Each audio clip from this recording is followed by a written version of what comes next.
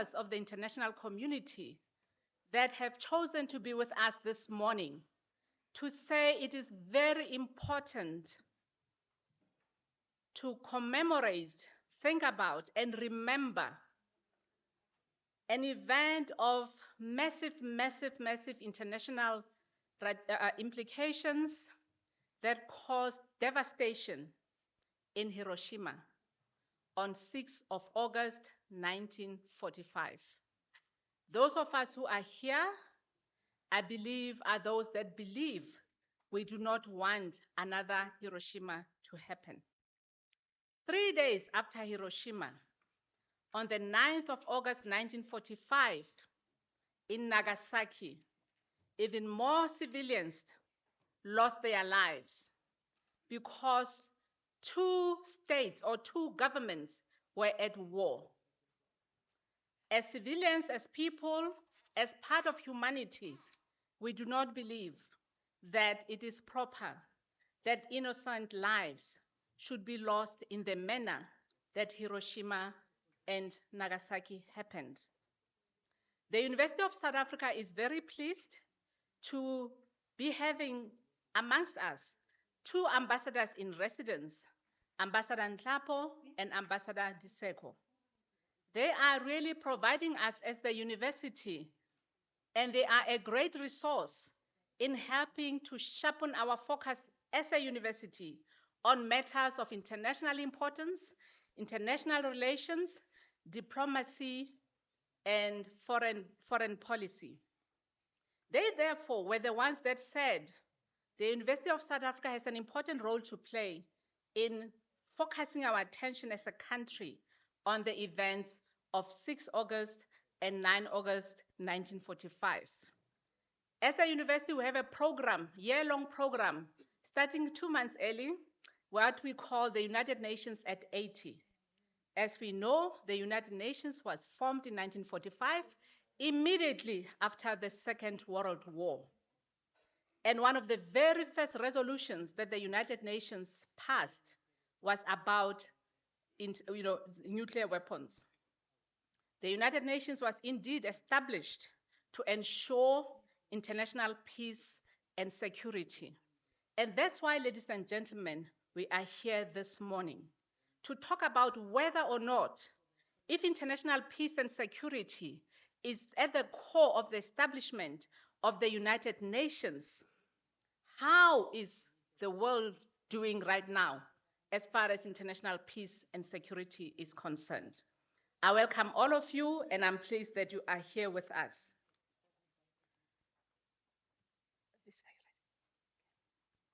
Thank you. And today we have programs on the table.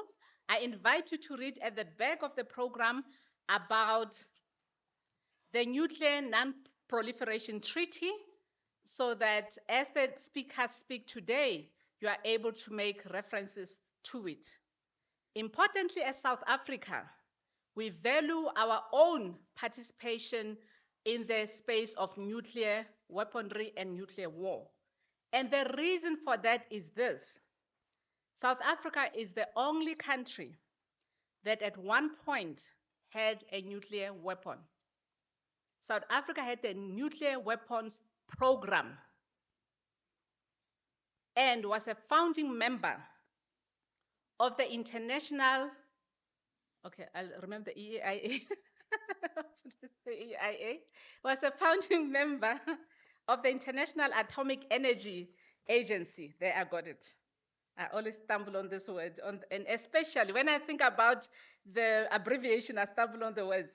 South Africa was a founding member of the International Atomic Energy Agency and subsequently made a decision to give up, voluntarily, to give up its nuclear weapons and to give up its nuclear energy program. We do know, and I know that we are with the international community. I know there is some contest, maybe this I need to say up front because we are with the international community here, the ambassadors, that there is some discussion, but the Deputy Minister may want to, and some of the speakers may want to reflect more on this. There is some contention from Ukraine to say that we should not say South Africa is the only country to have voluntarily. Thank you, the ambassadors are happy. Yes, so Ukraine also counts itself among those countries that have voluntarily given up their nuclear weapon program, their nuclear energy program. And thank you that you are here, ambassadors, and we are pleased you are here. So therefore, as a university, we have put together a program, as I have said, a program that includes different sectors that are involved in this topic. We are very pleased that the International Committee of the Red Cross is here with us today. The ICRC was one of the very first organizations when Hiroshima and Nagasaki happened that were on the ground to look after the survivors and, as far as possible, to provide some kind of dignity for those that perished at Hiroshima and Nagasaki. We are therefore very pleased. The head of the delegation of the Pretoria delegation of the International Committee of the Red Cross, Mr. Jules Amoti, could not be with us today, but he are very happy that the deputy head of the Pretoria delegation of the International Committee of the Red Cross will be one of the panelists. We have therefore with us today Ms. Mutsa Mugangavari, who will also be a panelist on the program. And we are very pleased. And as well, we will have a facilitator, Ms. Daisy Mbuto, who's the political advisor at the Pretoria delegation of the International Committee of the Red Cross. Therefore, the University of South Africa, the Department of International Relations and Cooperation, we are both very pleased that we could have the ICRC as one of the participants here as well.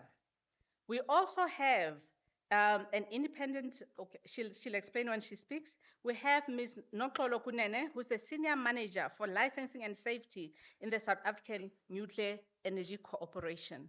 And she made sure to emphasize that they are independent.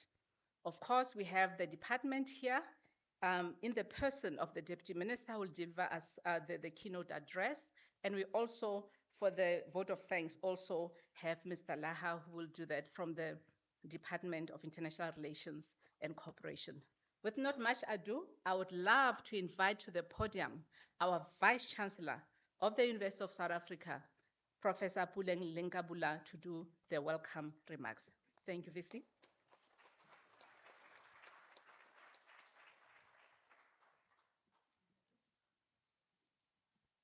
I didn't know you were taller. I'm sorry. Good morning. Good morning. Thank you very much. I'd like to welcome you to the University of South Africa, the University of the Land, the home of leaders, the university committed to shaping futures. So feel welcome, feel free. Know that we're quite excited to be with you this morning. I also want to say we are starting this important reflexive opportunity at a time when we celebrate the role of women in the emancipatory trajectory of our country, of our continent, but also the contribution of women in the world. Can I request a round of applause for all the women who are here? And I wanted, therefore, to say we're quite appreciative when Dr. Tong was introducing the program, the participants, and the method that we're going to be using. There was a consultative session between Ambassador DIRCO and the Deputy Minister, Excellency, Honorable Voters. And I was saying, this is actually the staff of the universities to constantly check your references. And I'm very appreciative that we had that learning opportunity.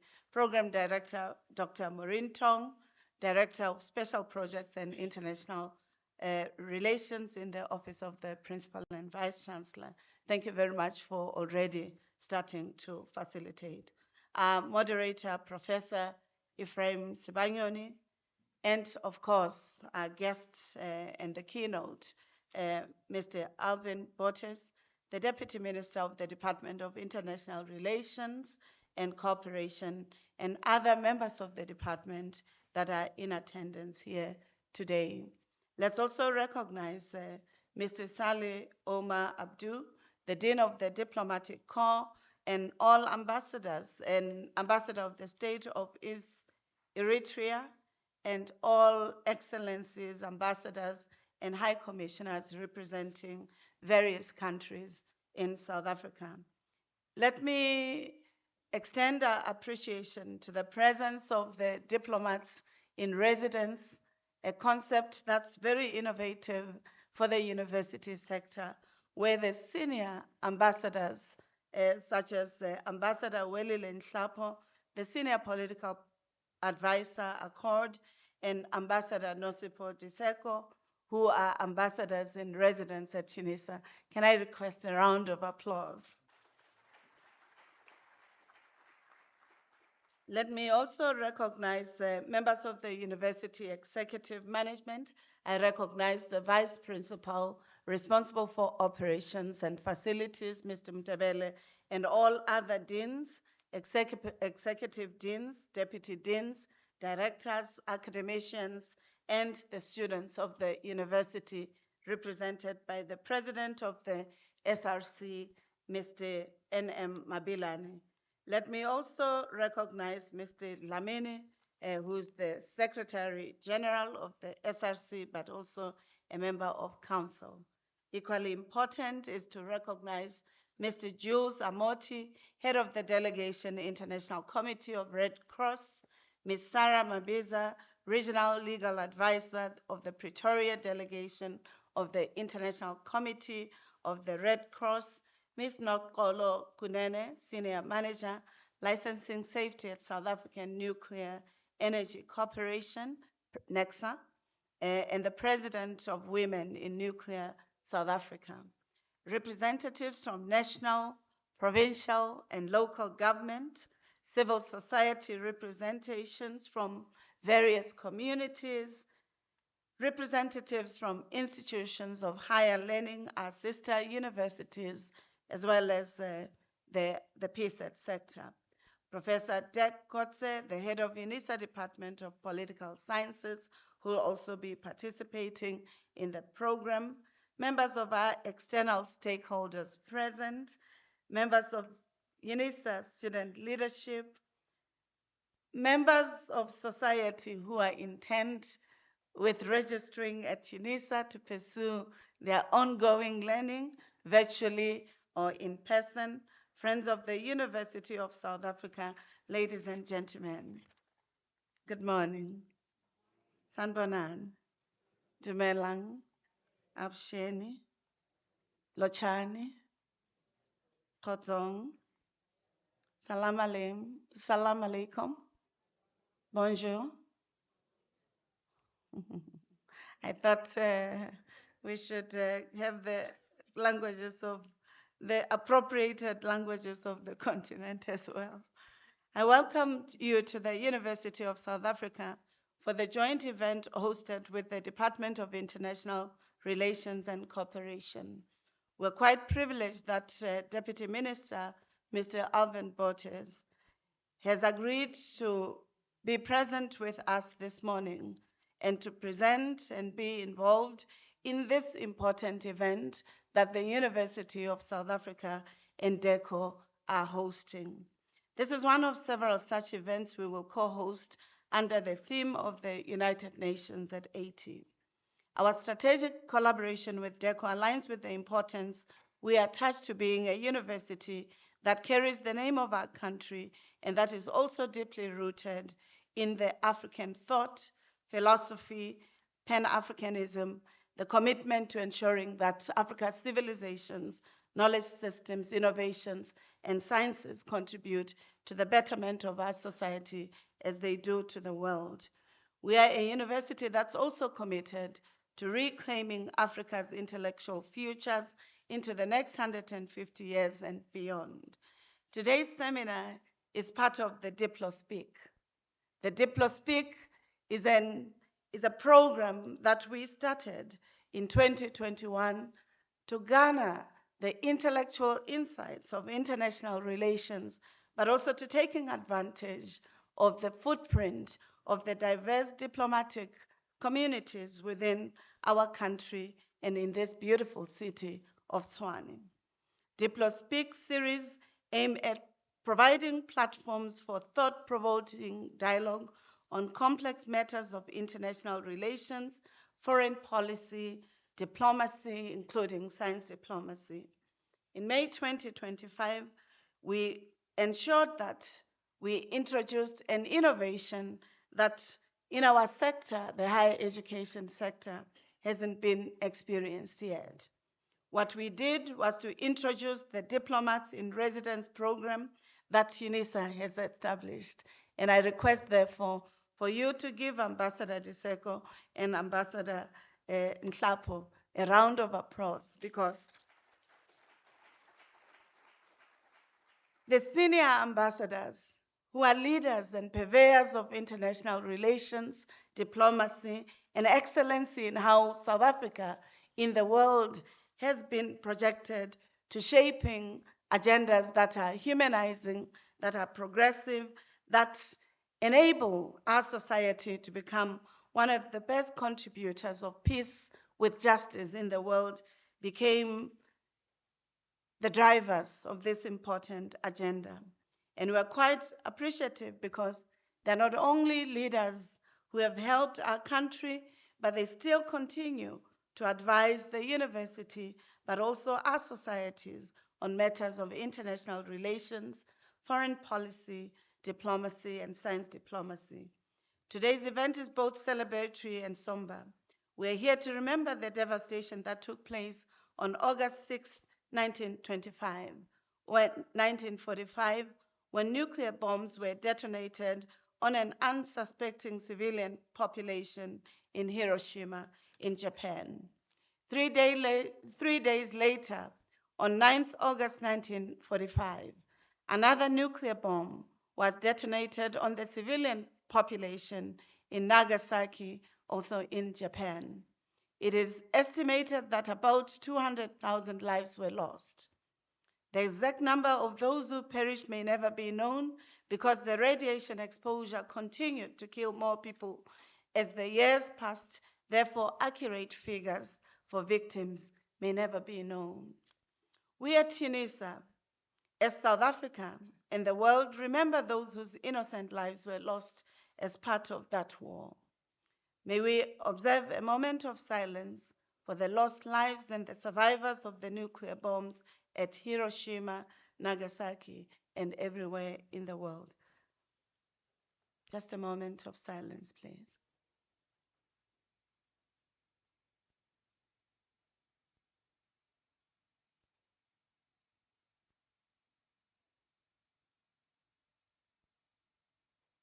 Thank you.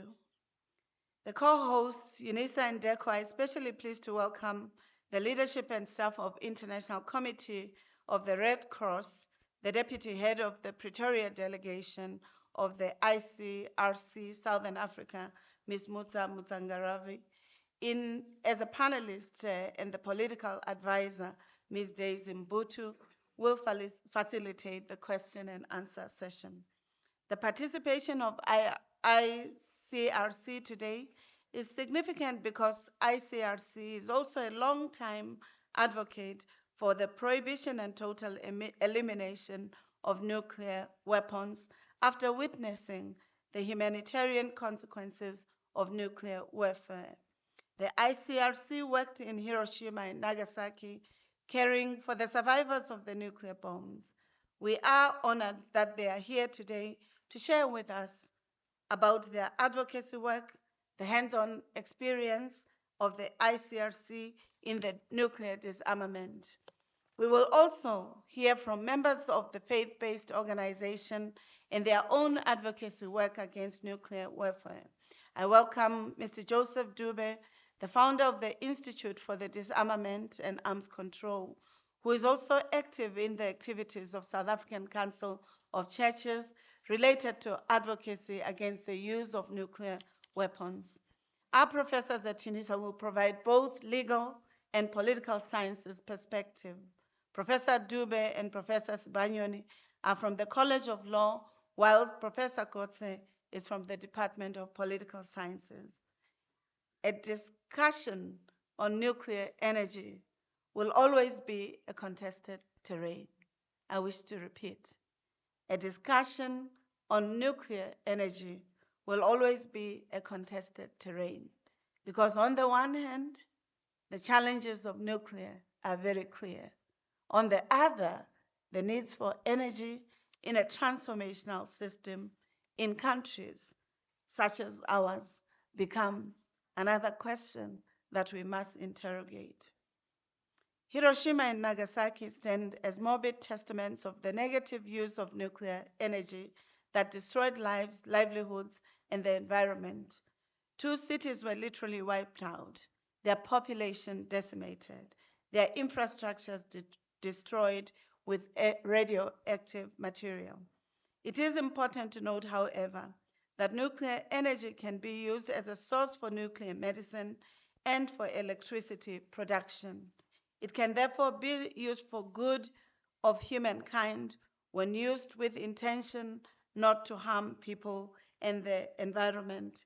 You will remember at some point South Africa was the only country that was producing more 100 in order to help in the diagnostics of cancer and other related illnesses. And therefore, that aspect still requires universities to exploring. The seminar, therefore, will hear from nuclear scientists, from senior managers who are addressing the regulatory aspects, such as Ms. Nokolo Kunene, as I've already stated, who's also an advocate of women participation in this area. The positive use of nuclear energy is beneficial for climate change mitigation, we are told, and it is important, therefore, that we look into such aspects.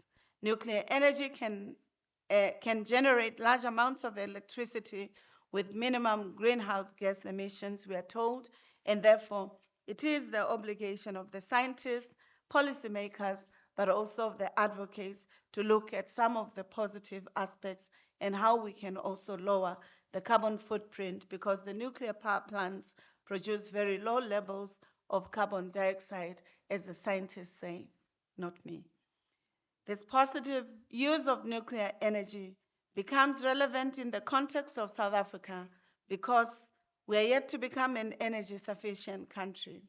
While we are currently enjoying the reprieve from load shedding, we remain acutely aware that this comes at a high price to the economy because a large amount of diesel is being burned to keep the lights on. That discussion is, however, a topic for another seminar because today we are focusing on nuclear weapons. South Africa holds the unique position for being the only country in the world that voluntarily changed its status to becoming a non-nuclear state. South Africa joined the International Atomic Energy Agency in 1957 as a founding member. In 1991, South African voluntarily renounced its nuclear weapons program and became a strong advocate for the indefinite extension of the non-nuclear Non-Proliferation Treaty. The Nuclear Non-Proliferation Treaty entered into force in 1970 and is reviewed every 5 years in meetings called the review conferences. The NPT parties agreed in May 1995 to extend the treaty indefinitely. The year 2025, therefore, marks 30 years since the indefinite extension of the NTP in 1995. The International Committee of the Red Cross, therefore, is one of the strongest advocates that we should stop and eliminate the weapons due to humanitarian catastrophes. And therefore, I'm hoping that you'll read a little bit more around the Nuclear Non-Proliferation Treaty at the back of the seminar program, and I hope you will start engaging as you interact with it. Finally, let me appreciate that the United Nations, after being established, made sure that the communities of the world intersected to maintain peace and security in the world, and that the very first resolution of the United Nations General Assembly, adopted in 1946, made nuclear disarmament a leading goal of the UN. While international peace and security continues to be one of the central missions of UNGA, there are several military conflicts taking place in the world, including today. The military conflicts between Israel and Iran has a strong bearing on our discussion at this seminar today. India, Pakistan, Israel, South Sudan are the 4 member states of the UN that have never acceded to nuclear non-proliferation treaty. South Sudan is relatively a new state. Non-nuclear states are those states that do not have nuclear power and have not expressed an intention to possess nuclear weapons. Iran is a non-nuclear state which possesses large amounts of uranium stockpiles, which it says it needs purely for civilian use, including for producing electricity. However, the International Atomic Energy Agency has deemed that stockpile to be the highest known levels among countries without military nuclear programs. It is therefore too high for peaceful purposes, they argue. The ongoing military conflict between Iran and Israel therefore present a situation where 2 states that are known to have nuclear programs are at loggerheads, which creates fears of a possible world war.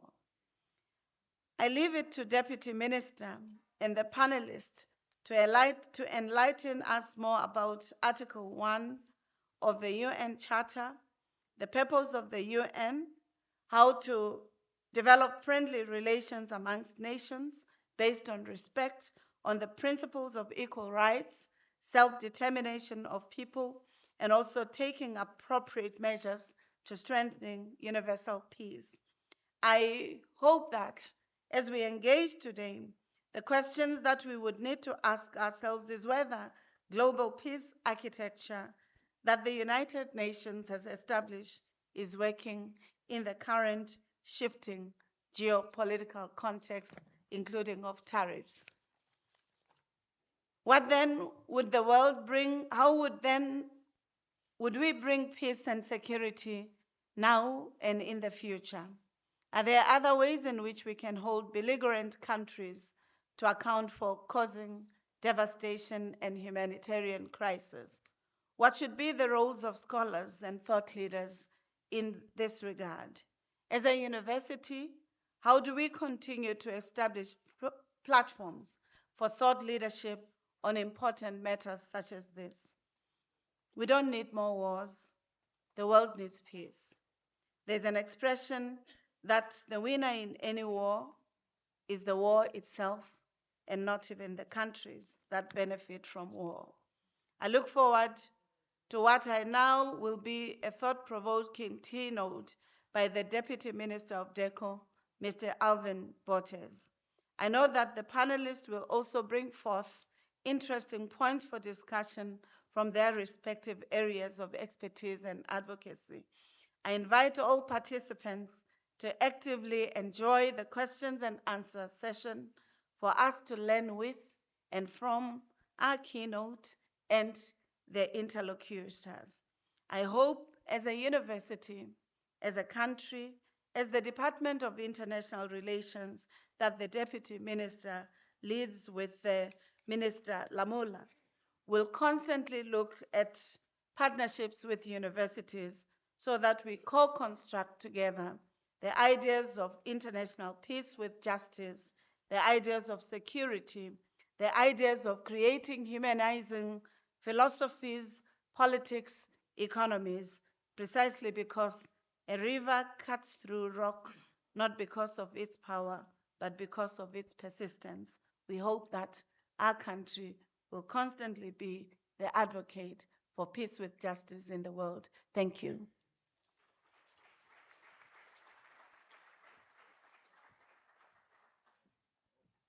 Thank you, thank you, thank you, Vice-Chancellor. Wow, wow, wow. Let's give a round of applause.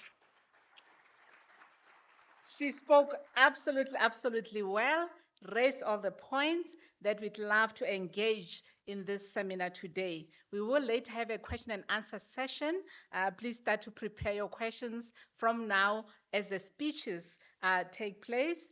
So that at that time we'll have a very engaged audience, because as the university, this is precisely the point. We'd like to bring all the people that are here today, different views, different areas of focus, etc., to be able to debate and engage on these complex and difficult issues of international relations, diplomacy, and etc. Without much ado, I'd like to call from the Department of Political Science, Professor DIRCO to set the scene. Thanks, Professor.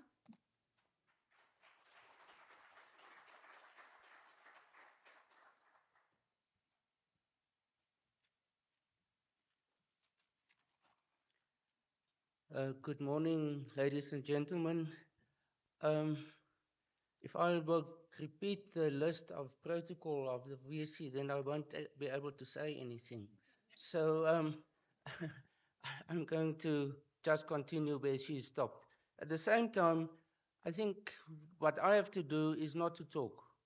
Is just to give, as it indicates, to set the scene. The Vice-Chancellor did most of it already, so there's little left for me actually to do. I'm not going to talk about the nuclear component of today. There's going to, the Vice-Chancellor said a lot already about it. There's going to be a panel that's going to talk about it. And I guess the Deputy Minister is also going to talk about it. So it's going to be not serving any purpose if I'm going to look at that. I think what is important is the part which is the first component of today's topic, and that is the UN at 80 years. So the formation of the United Nations officially in 1945, and what has happened since then. I think first of all we should understand that the United Nations was not formed in 1945. It was only concluded, the process, in 1945. It already started in 1941. So it means it's only 2 years after the start of the Second World War, in September 1939, there was already talks about the idea of forming a United Nations. What the United Nations has done in the past 80 years, since 1945, I think is very important for us, because it introduced the first time after the League of Nations, which was, in the opinion of most people, actually not a very successful international body, that it introduced the notion of multilateralism. It also introduced the idea of defining a global community after the Second World War. The Second World War, I would argue, was the end of the idea that the world was defined in broad terms actually by Europe. That was the end of the European tradition in international relations. It was also the end of a certain way in which international relations and diplomacy were conducted. Before it was in the form of secret alliances. With the end of the World War II, that notion of working in informal secret alliances came to an end. It introduced more formality, more formal structures, formal rules of the game in diplomacy after that. It also introduced nuclear weapons.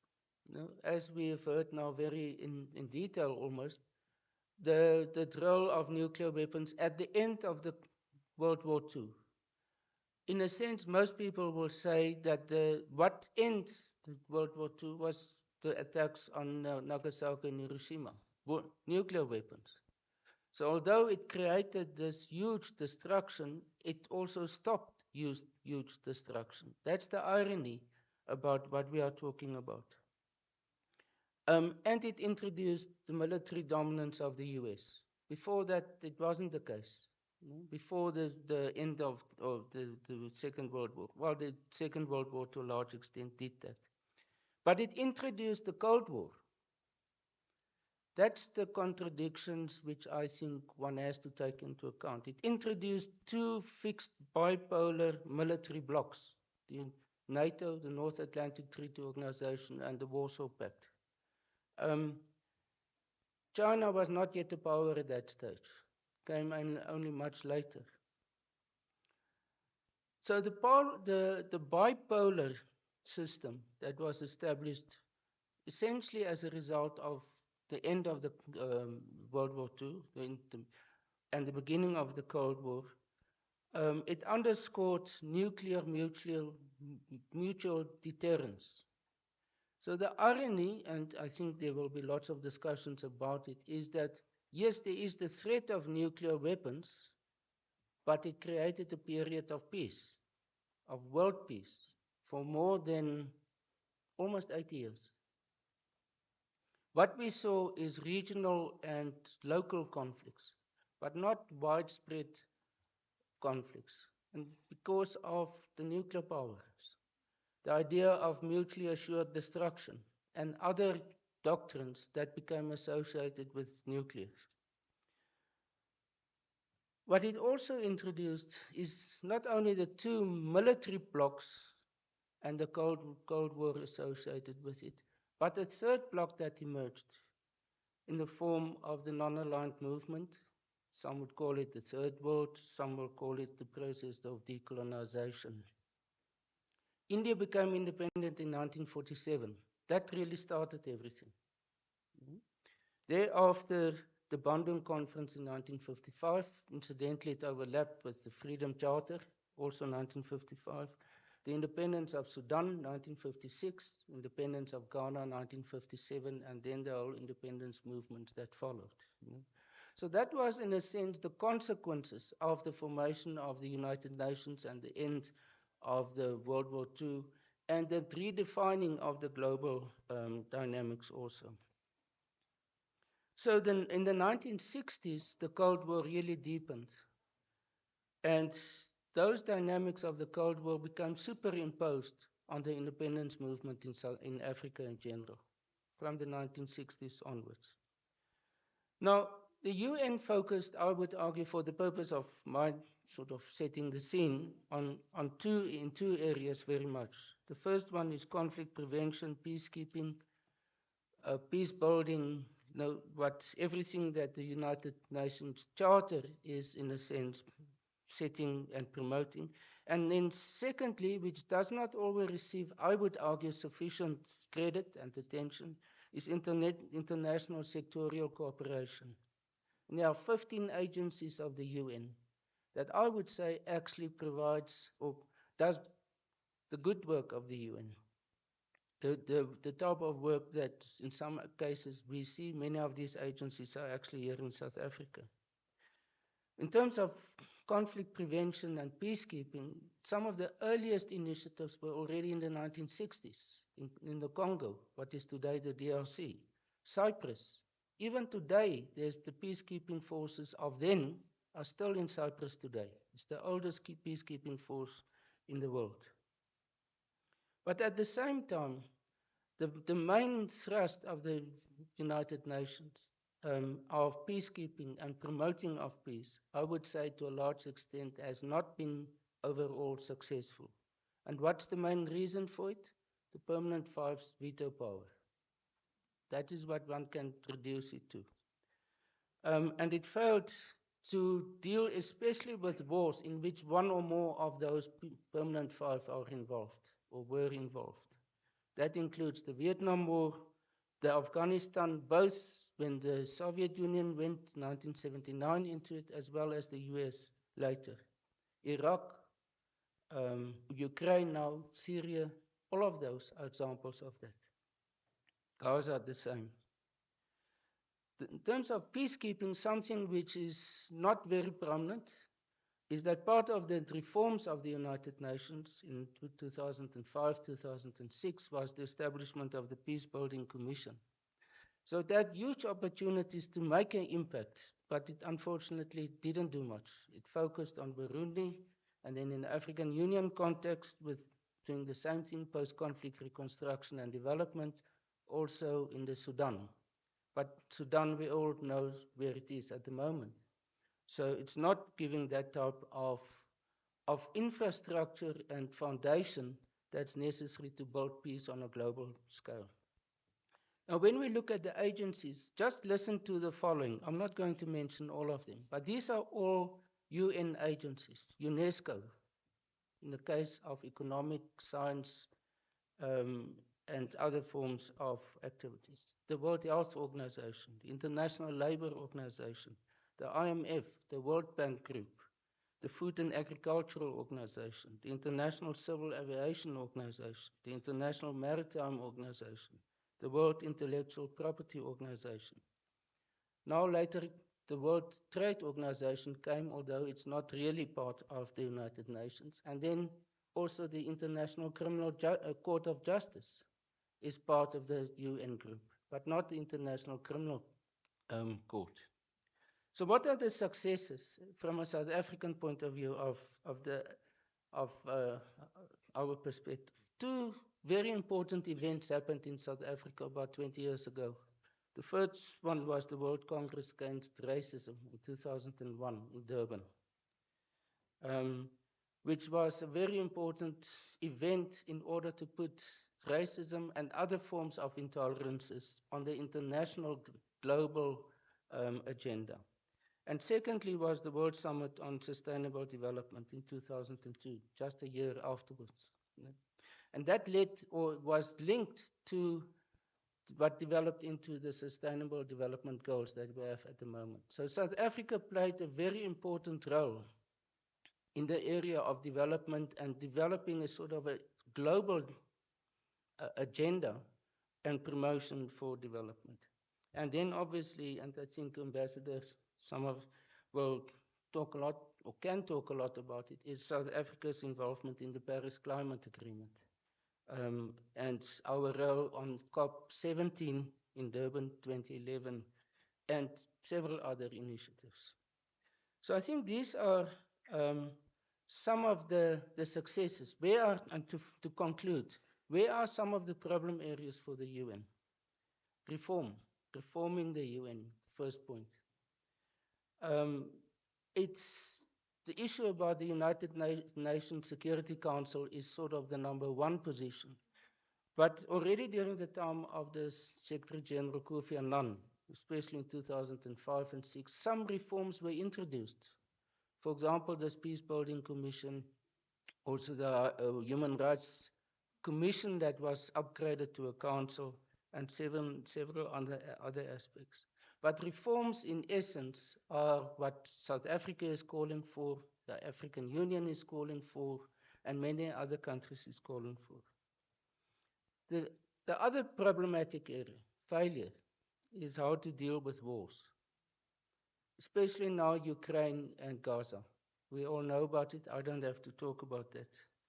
And then thirdly is the impact of the current Trump administration on the notion of multilateralism, because the UN is possibly the best representative of the notion of multilateralism and of global cooperation.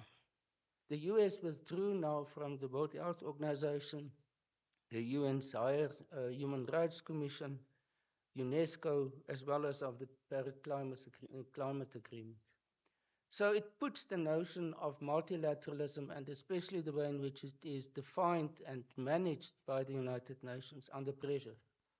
And I think that's the challenge for us here, South Africa, for Africa in general, and for all the associations, G20 and the African Union, and all where South Africa plays an important role in order to reclaim the notion of multilateralism and global cooperation. So I hope this will set the scene, and that from there we can have an interesting discussion. Thank you very much.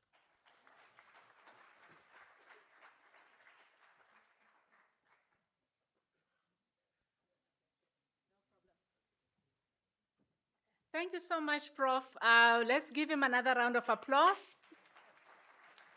I must say that this role that I play in this area of international relations is made so much easier precisely because I'm able to rely on Professor DIRCO and others within the university who very swiftly agree to anything we ask them to do.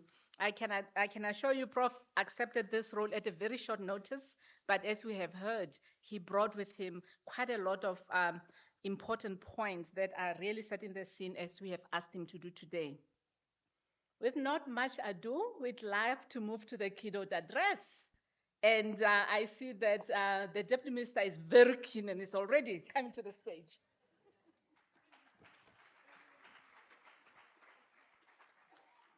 Thank you very much, Dr. Maureen Tong, our Program Director, the Principal and Vice-Chancellor, Professor Puleng, LenkaBula of the Unisa, which is really a premium African Institute of Knowledge. Thank you very much.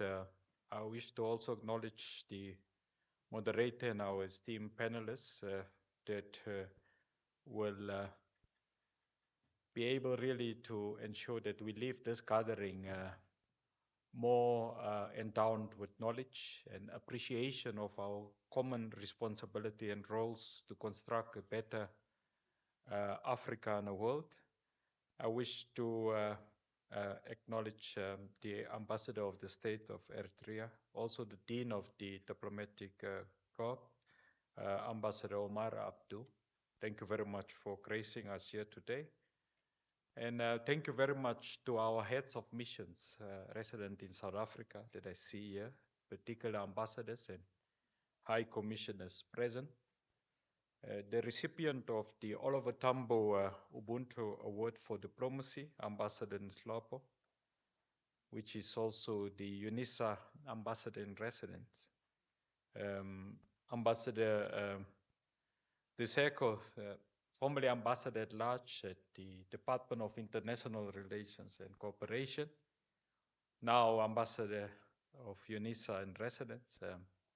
This is quite innovative, Professor, to take some of the total sum of international diplomatic experience and locate them at Unisa.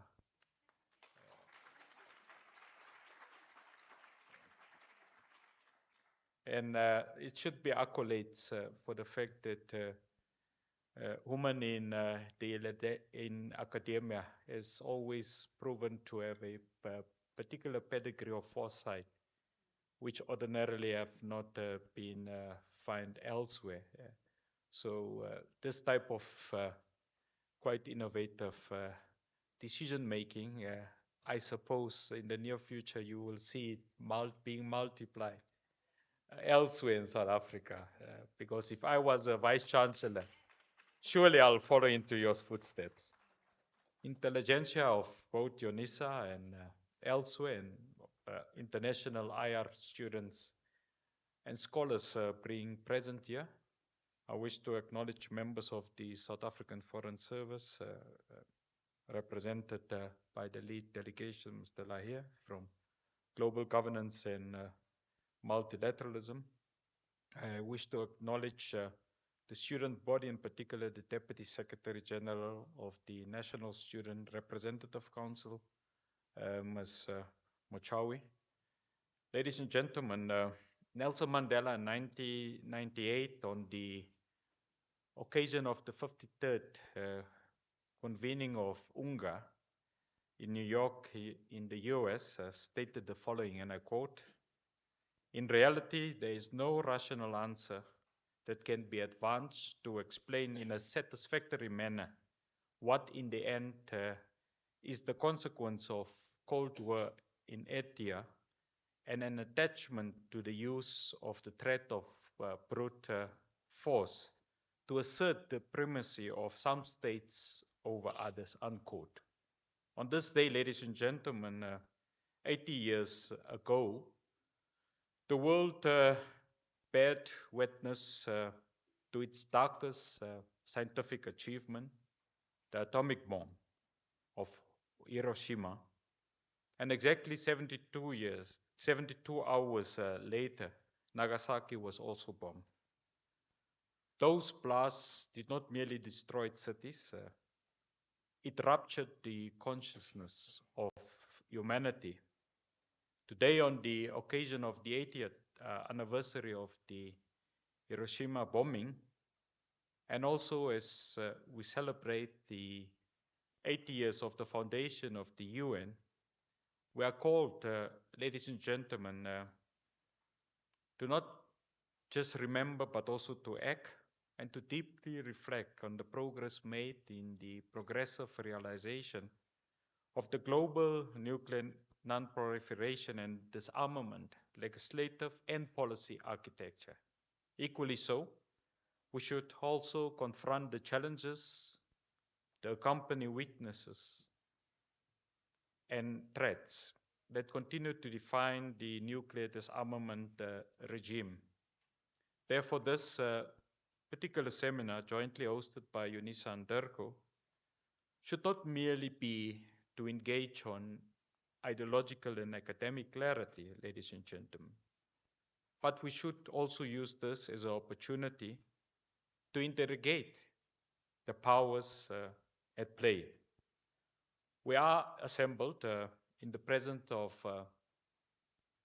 a daily unfortunate expansion of genocide in Palestine, in particular in the city of Gaza.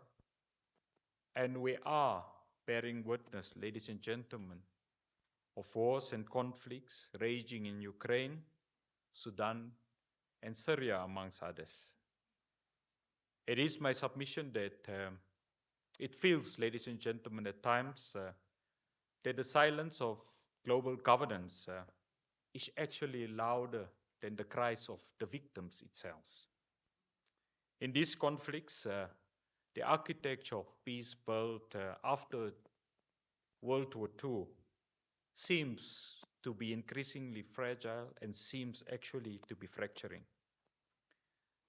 The UN, ladies and gentlemen, was born in the ruins of war to ensure, as its central and key mandate, the maintenance of peace and security architecture through cooperation. In its very first UNGA resolution, Resolution 1, subsection 1 of 1946, it therefore called with nobility and clarity for the elimination of nuclear weapons. Ladies and gentlemen, 80 years after that very noble calling, the elimination of nuclear weapons has not taken place. It not only remains in existence, but it's more modernized. It is deployed in hardened bunkers. It is whispered, ladies and gentlemen, in the strategic doctrines of nuclear armed states, who also simultaneously claim moral and ethical authority. At the center of the global nuclear regime stands the Treaty of the Non-Proliferation of Nuclear Weapons, the NPT. Adopted, ladies and gentlemen, in 1968 and entering into force in 1970. Unfortunately, the NPT is perceived by many in the global south as a key treaty, ladies and gentlemen, that requires collaboration from, in particular, the P5 member states of the UNSC, who all of those 5 states, ladies and gentlemen, are recognized as nuclear weapon states, whilst there's a concurrent responsibility and expectation that all other nation states should forego nuclear weapons in exchange for the promise of disarmament and access to peaceful nuclear energy. Today, nearly every member of the UN, 191 countries, ladies and gentlemen, has joined the NPT. However, 3 states, India, Pakistan, and the state of Israel, has never signed it. North Korea did, ladies and gentlemen, but withdrew in 2003. These 4 countries all possess, therefore, nuclear weapons, with the State of Israel maintaining a policy of strategic ambiguity, despite a growing historical body of evidence of undeclared nuclear arsenal. And yet, ladies and gentlemen, whilst the NPT signatories are all routinely scrutinized and penalized, we have seen that the State of Israel's nuclear status remain largely unchallenged, protected by the veil of Western geopolitical alliances. Unfortunately, ladies and gentlemen, it is our submission as South Africa that this type of multilateral double standards strikes at the very center of the credibility of the NPT. For many in the global South, an important but difficult question is why should we, as the international community, demand non-proliferation from some whilst rewarding, ladies and gentlemen, impunity from others? How do we reconcile the call for restraint in the global South whilst NATO states shelter under nuclear umbrellas and modernize their arsenals? This, ladies and gentlemen, is hypocrisy and double standards. South Africa's own experience stand as an example of moral authority, and importantly, ladies and gentlemen, it stands as a moral compass to the world today. We do remind heads of missions present that we did possess the nuclear weapons, and we voluntarily, ladies and gentlemen, dismantled our nuclear arsenal. Therefore, ladies and gentlemen, what we are calling for on all member states of the United Nations is to act with conviction when we speak about moral leadership that must be provided to the rest of the world. Ladies and gentlemen, South Africa joined the NPT as a non-nuclear weapon state after dismantling our nuclear weapons arsenal. We further played a pivotal role through the African Nuclear Weapon-Free Zone, commonly known as the Pelindaba Treaty, and we supported, ladies and gentlemen, through our conviction, the work of the African Commission on Nuclear Energy.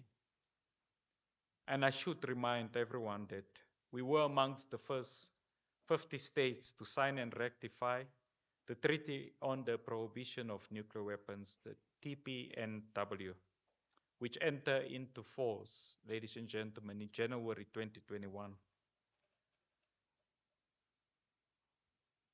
Ambassador Nhlapo, we are honored to serve as South Africa as the elected president of the TPNW and will preside over its first review conference in 2026. Ladies and gentlemen, over the past 5 decades, the NPT has arguably helped to prevent the rapid proliferation of nuclear weapons. It did play a pivotal role in limiting the number of nuclear-armed states far below the initial predictions which was made in 1960. Dozens of countries, ladies and gentlemen, that once pursued or considered nuclear weapons programs such as Brazil, Argentina, South Korea, and Libya eventually abandoned these pursuits, in part due to the normative weight and institutional mechanism which the NPT framework provided. The International Atomic Energy Agency, created in 1957 and strengthened through the role assigned to it by the NPT, has become a pivotal institution in the verification and compliance regime. Moreover, ladies and gentlemen, the MPT has given birth to an interlocking network of norms and treaties that encapsulate today's disarmament architecture. These include the Comprehensive Nuclear Ban Treaty, the CTPTO, which obviously, ladies and gentlemen, has as its key steward the Comprehensive Test Ban Treaty Organization. The Comprehensive Nuclear Test Ban Treaty, ladies and gentlemen, is pivotal, quite essential. It has not as yet entered into force. It has established a near global norm against nuclear testing. The Chemical Weapons Convention, the Biological Weapons Convention, and the multiple regional nuclear weapon-free zone treaties in Latin America, Africa, Central Asia, Southeast Asia, and the South Pacific has all, ladies and gentlemen, been instruments that have helped the embedment of the disarmament regime in a very complex legal and policy fabric of international relations. And it is my submission that evidently, ladies and gentlemen, it has been able to build a very solid foundation that will lead to the eventual abolition. Additionally, ladies and gentlemen, we have seen a number of international and civil society-led initiatives, such as the Humanitarian Initiative, the Vienna process, and the ICANN-led movement that culminated in the actual adoption of the TPNW in 2017. Those efforts reflect a shift in the global consensus, ladies and gentlemen. There is a shift, and there's acknowledgement that the humanitarian consequences of nuclear weapons render their continued existence morally untenable and legally indefensible. Despite this, we are bearing witness today of a quiet arms race. Nuclear armed states are not disarming, they are upgrading, they are modernizing. Doctrines are shifting from deterrence to warfighting scenarios. Military budgets are ballooning, and the non-nuclear majority of the world, especially countries of the global south, are once again asked to trust a system that marginalizes our voice and risks our common future. The MPT, ladies and gentlemen, is therefore in danger of a credibility crisis, not because of its spirit, nor because of its principles, but because its implementation has been selectively enforced. Ladies and gentlemen, it is our submission that non-nuclear states are complying in full, but we have seen that nuclear weapon states reinterpret, delay, or dilute their full commitments to the MPT. The 11th review conference of the MPT, to be held in 2026, ladies and gentlemen, must be a turning point. If not, the erosion of trust in the MPT as a treaty may become irreversible. Ladies and gentlemen, we should carefully straddle the debate on the myth that exists that the MPT and the TPNW are mutually exclusive. It is not. The TPNW fills a critical legal and moral gap by explicitly prohibiting the development, the testing, the possession, and the use of nuclear weapons. It stigmatizes, importantly, what should have never been normalized, and it reaffirms the unalienable right to the peaceful use of nuclear energy as outlined in Article 4 of the MPT, a right that many in the global south find increasingly constrained by restrictive export controls, politicized approvals, and discriminatory standards. South Africa will therefore continue to advocate for a nuclear-free world, not only, ladies and gentlemen, because it's just and it's based on social justice, but because it is a necessary condition for the prolonged life of us as a world. Ladies and gentlemen, we are mindful that nuclear weapons do not exist in isolation. They are linked to consequent of global inequality, unilateralism in particular, to extend the life of militarism, and to divert resources away from development, health, and education. We are mindful, ladies and gentlemen, that when NATO states start to strive towards a 6% spending on military budgets, its ability to provide leadership to the attainment of your SDG goals becomes then a distant reality. It's therefore, ladies and gentlemen, our submission that we stand at the critical conjuncture. We have seen and we have witnessed the erosion of international law.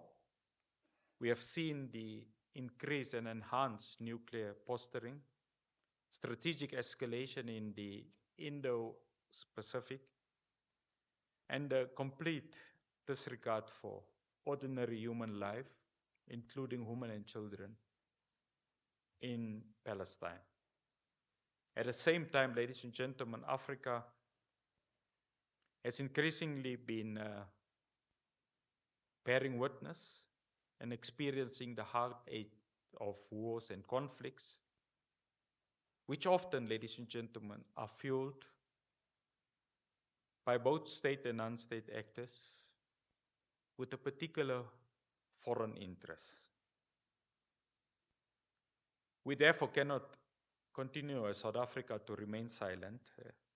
We'll continue to champion, ladies and gentlemen, what is right, what is just, through our very steadfast conviction that Africa's own prosperity is linked to its peace and security architecture, and that our peace and security architecture, ladies and gentlemen, has a relationship with the peace and security architecture as espoused by the United Nations through the UNSC.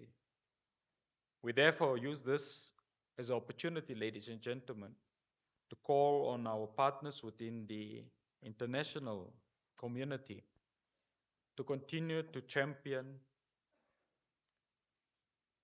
the change that is required in the UN Security Council. In particular, ladies and gentlemen, that the discussions and the debate about the presence of Africa, the use and the continued existence of the veto vote is a matter that we should continue to champion if we want to guarantee a world that are free from masculine, temperamental, political decision making. Ladies and gentlemen, as I conclude, let me start where I began, in Hiroshima. The survivors, called the Iwakusha, have spent their entire lives and generations are bearing witness of the unfortunate, unjust consequent utilization of nuclear arms against humanity. We must therefore, ladies and gentlemen, today honor them, not only with words, but with concrete and decisive action. We need to concretely discuss ways to dismantle the architecture of nuclear hypocrisy. Ladies and gentlemen, the MPT recognizes the existence of two classes of states: nuclear weapon states and nuclear and non-nuclear weapon states, each with their own rights and obligations under the MPT. Therefore, ladies and gentlemen, we are looking forward with anticipation on the panel discussion so that we are able to better understand and appreciate the concept of common but differentiated responsibility existing within the MPT regime. Common responsibility to reduce the risk of nuclear use, common responsibility to engage in disarmament efforts in good faith, common responsibility, ladies and gentlemen, to build trust, and common responsibility to provide assurances to other states about intentions. States therefore have common but differentiated responsibility around nuclear weapons, including for nuclear risk reduction, non-proliferation, and disarmament. Leadership, ladies and gentlemen, comes with responsibility. Many wish to lead, but few are able to provide leadership. I wish you well. Thank you very much.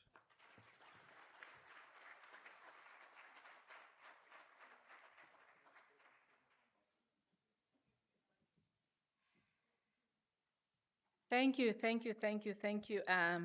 Deputy Minister of DIRCO, Excellency Mr. Alvin Borders. Spoke really well. I don't need to summarize. I don't need to emphasize anything. The government of South Africa has spoken on Hiroshima, and that was very well, eloquently delivered. May we give him another round of applause.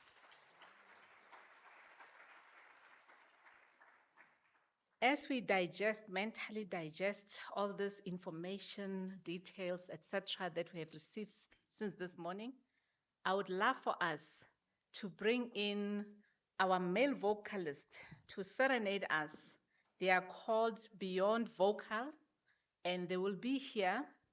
And ladies and gentlemen, we chose for the entertainment to be delivered by men only today because it is Women's Month.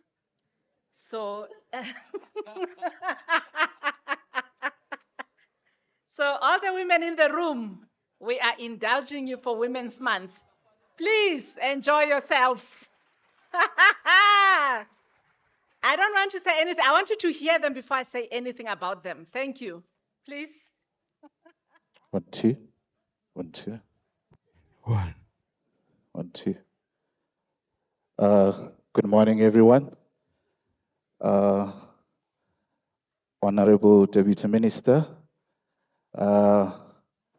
representatives from Unisa, and everyone else who's in the room, all protocol observed. We are wearing white because we were told we're coming to a wedding. So, sorry. But we are wearing white, not because it's a mistake. It's the message that we want to portray that is very important. You know, every time there is war and nuclear is involved, a lot of lives are lost. What happened in Hiroshima and Nagasaki is something that should never, ever happen again. So as Beyond Vocal, we're wearing white to convey a message of peace and love. And let's hope you enjoy the music. Thank you. Yeah. There's a place in your heart and I know that it is love, and the place could be much brighter than tomorrow. And if you really try, you'll find there's no need to cry. In this place, there's no hurt, no pain, no sorrow. And if you want to get there, if you care enough for the living, make a little space to make a better place. Heal the world, make it a better place for you and for me and the entire human race. There are people dying. If you care enough for the living, make a better place for you and for me. Heal the world, make it a better place for you and for me and the entire human race. There are people dying. If you care enough for the living, make a better place for you and for me. There are people dying. If you care enough for the living, make a better place for you and for me. Let's go. We are the world. We are the children. We are the ones to make a brighter day. So let's start giving. There's a choice we're making. We're saving our own life. It's true, you got a better day, just you and me. We are the world. We are the children. We are the ones to make a better day. So let's start living. There's a choice we're making. We're saving our own life. It's true, make a better day, just you and me. Oh, there's a choice we're making. We're saving our own life. It's true, make a better day, just you and me. There are people dying. If you care enough for the living, make a better place for you. Make a better place. You make a better place. You and for heal the world we live in. Save it for our children. Heal the world we live in. Save it for our you and for me.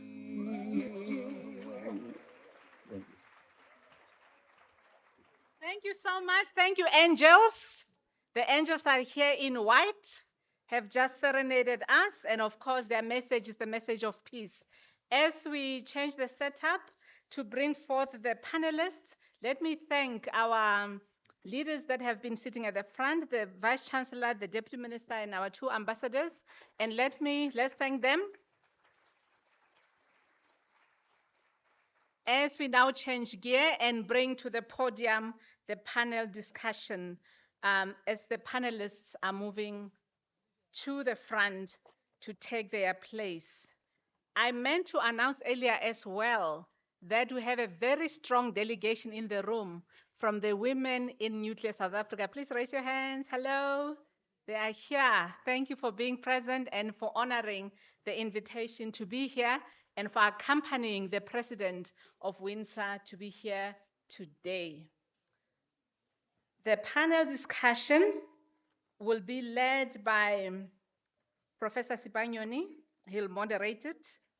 And we have in the panel, I will not say quite a lot. I'll quickly announce, do you want to do it? Who are there, the panelists? They're by yours. May I give to you? Yes.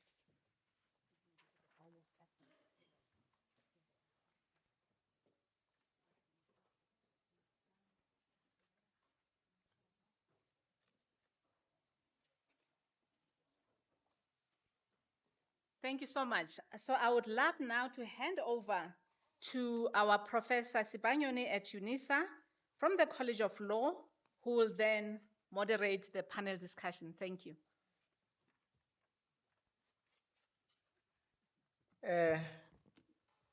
Program Director, thank you so much.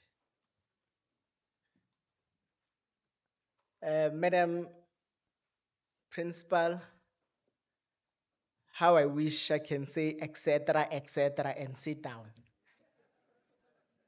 Because what we have heard so far, it's mouthful and it's on point, and it depicts and instigates what we are about today. And for that, thank you so much. Let me observe all the protocols. Chancellor Dr. Mbeki absentia, our mother, Principal and Vice-Chancellor Prof. LenkaBula, Deputy Minister, and the team from DIRCO, ambassadors, diplomats, dignitaries present, ICR delegates, NAXA delegates, University Council and Management, deans of college, portfolio heads, staff, Unisa SRC, faith-based organization and civil societies, media present, good morning. My job is diminutive. I'm just moderating the session. My name is Ephraim Kevin Sibanyoni. We have our 4 panelists that are carefully chosen to give their expertise opinion on matters that we are discussing today. However, that it is not only limited to the panelists. We are going to have a Q&A session where all of us, we are going to deliberate. How I wish, Deputy Minister, that when we leave this assembly, we have a documentation that chanting a way forward, that have the views of this assembly today. And that's my wish, because the gatherings of this nature must give birth to something. It must give birth to influence policies, must give birth to respond to policies, must give birth to amend policies, whether international policies and so forth. The first panel member, Mutsa Mugangavari, Deputy Head of Regional Delegation, ICR South Africa. I will read brief bio. Born in Zimbabwe, Mutsa is an international lawyer specializing in international humanitarian law. Having joined the ICRC in 2012, she has held various roles, including legal advisor, Southern Africa, humanitarian affairs advisor, as well as deputy head of the ICRC Southern Africa. The South African Development Community, Secretariat, and African Union Commission. Mutsa's interests are in humanitarian diplomacy, multilateral negotiation, and African peace and security. She holds a master's degree in international law, has published in accredited international law journals, and delivered numerous papers at international conferences. You will all agree with me that she's fit for the purpose as much as other delegates. Following the panelists is Professor Dube. He is currently the acting director of School of Law at Unisa.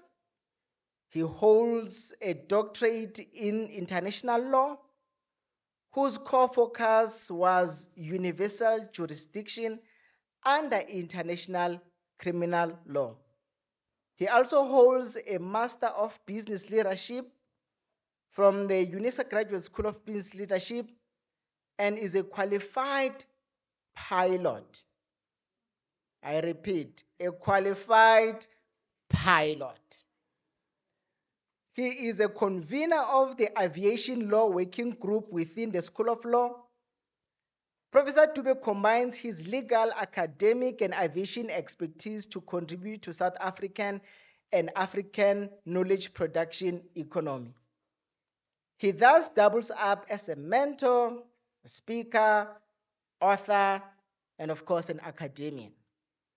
He has supervised to completion PhDs in areas such as aviation law, international law, cooperative constitutionalism, mining, business insurance right, as well as law of war. He served as a chief editor of Southern African Yearbook of International Law from 2018 to 2025. Ladies and gentlemen, Professor Angela Dube.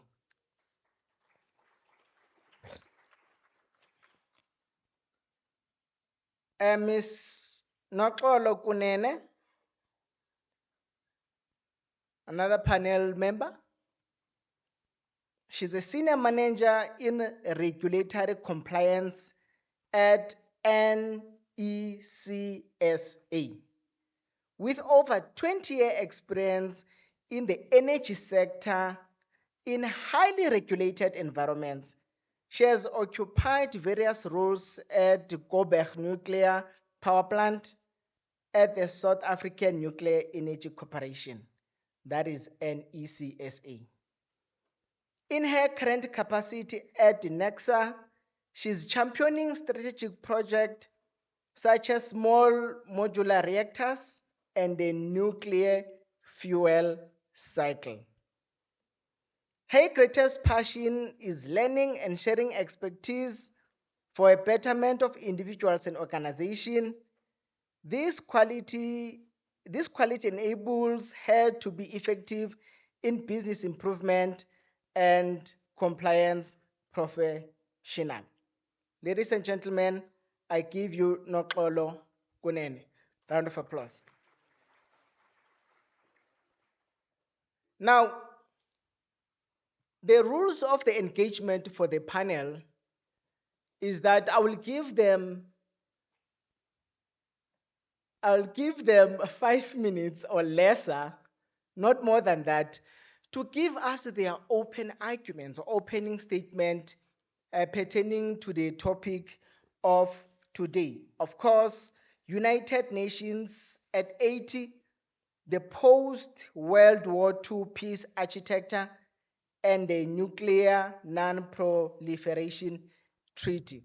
They're going to give us their open statements, and thereafter we will have discussions and, of course, engagement as far as this topic is concerned. But before I will call the first panel to give us the opening. Oh, I forgot you, Mr. Dube. Mr. Dube is from the Institute of Disarmament and Arms Control, and I hope we will have so much engagement in that. Ladies and gentlemen, the post-World War II peace architecture, built primarily around the United Nations, aim to prevent future global conflict, maintain international peace, and foster cooperation. At its core, institutions like UN Security Council, frameworks such as UN Charter, and legal instruments including the Geneva Convention and the Nuclear Non-Proliferation Treaty. However, ongoing conflicts in Africa, such as Sudan, Sahel, and DRC, Europe, Russia, Ukraine, war, and Middle East, now Gaza, Israel, Syria, Yemen, raise serious questions about the relevance, resilience, and fair of this peace architecture today. Will we ever reach the dream of denuclearization? That's one of the fundamental questions that we need to ask. With those few words, can I ask Ms. Nokolo to take a podium to give us her opening remarks? Thank you.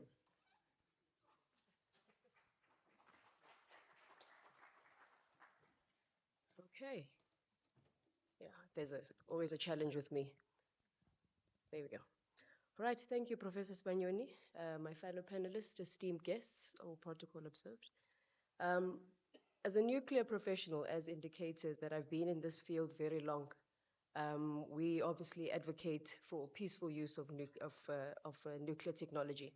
I think it's important also, as you've sort of gauged, that my contributions in today's panel comes more from an operator point of view rather than a policymaker. We are not government, we are a state-owned company. And therefore, it becomes important to frame that in terms of the organizations that I represent, which is the South African Nuclear Energy Corporation. You may or may not know that NECSA has evolved from what used to be the Atomic Energy Board. So the disarmament that we talk about in terms of nuclear weapons, this is the organization that has evolved over time to do the work that we do today, which is basically to implement the Nuclear Energy Act and to operationalize the nuclear energy policy. And this is obviously in line with exercising South Africa's right under Article 4 to develop, utilize, and manage nuclear technology for national and regional socio-economic development. The other organization I represent is WINSA, which is the Women in Nuclear South Africa. And WINSA advocates for inclusion and advancing of women in the nuclear industry.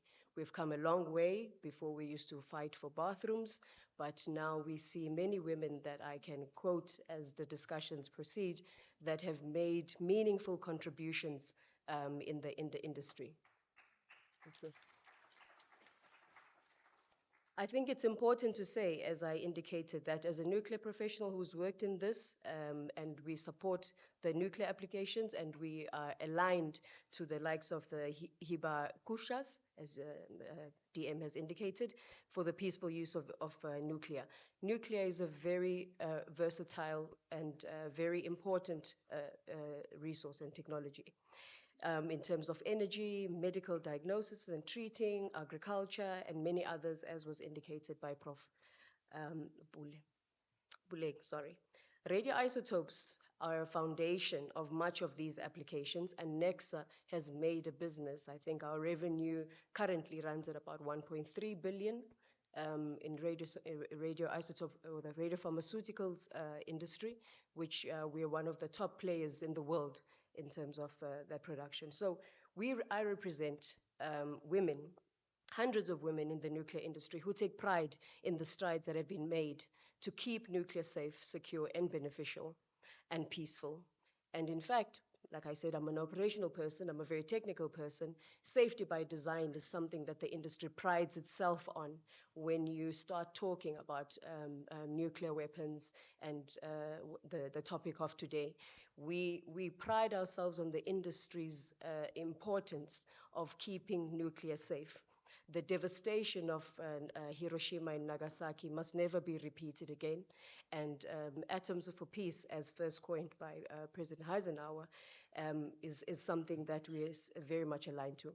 So we value the work that international organizations have done, like the United Nations, to prevent the spread of nuclear weapons. We recognize the strides in nuclear oversight, as was mentioned, the likes of the IAEA, which we work very closely with as an operational organization. And we also recognize the challenges and the successes that the UN has faced in terms of fostering diplomacy, inclusivity, and conflict resolution. And we look forward to the panel discussions today around these successes and challenges which we can contribute. Thank you.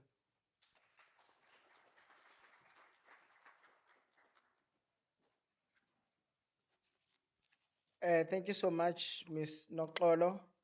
We're really looking forward to engage on those successes and challenges and how we can make it a point that the history doesn't repeat itself as far as nuclear is concerned.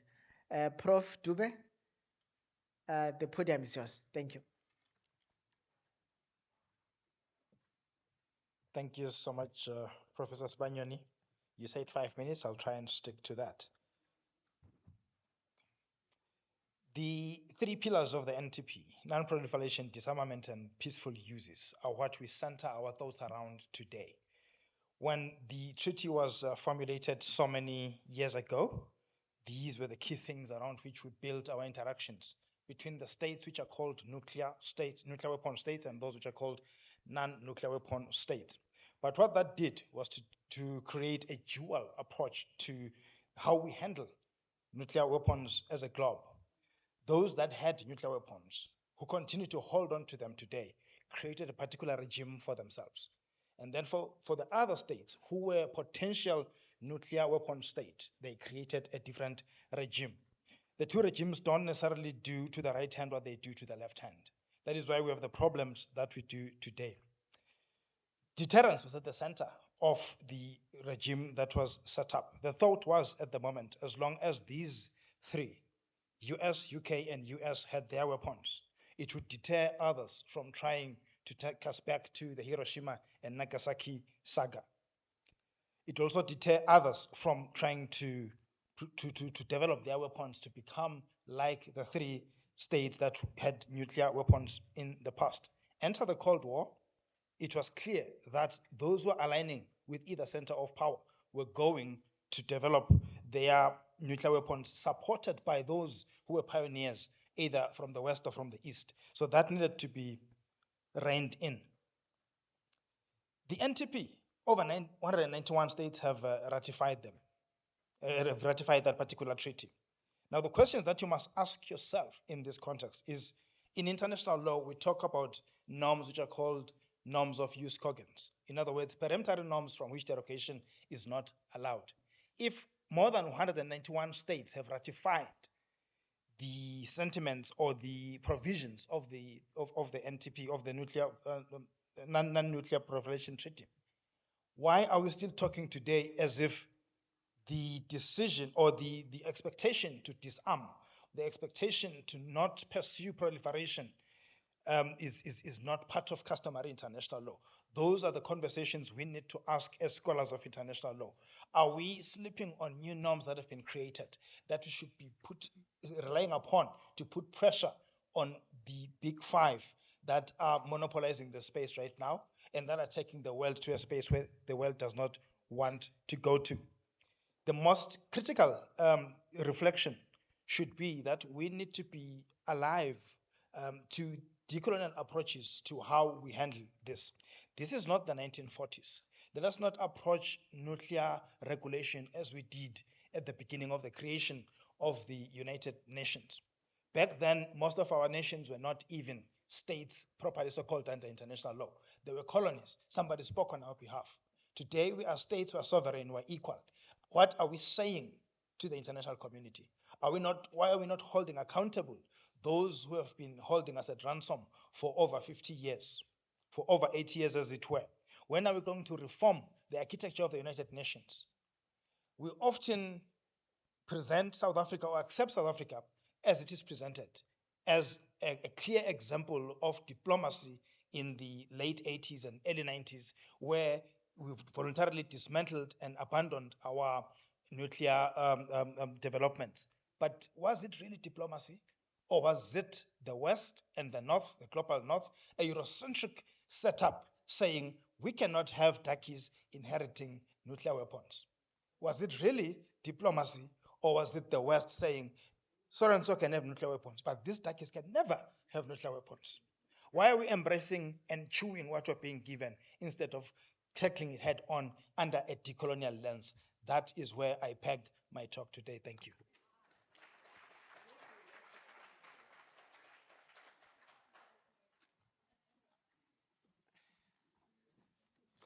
A very, very interesting point there, Professor Dube. Whether the global south, it is detecting our operation at the global north, at the global south, and the operations thereof.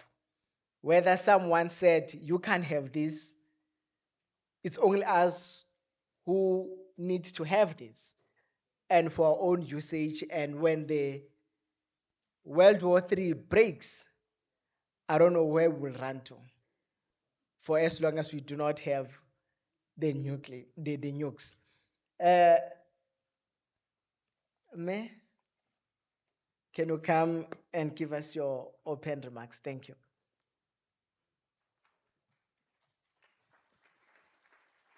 Thank you, Mr. Chair. It's a tough act to follow.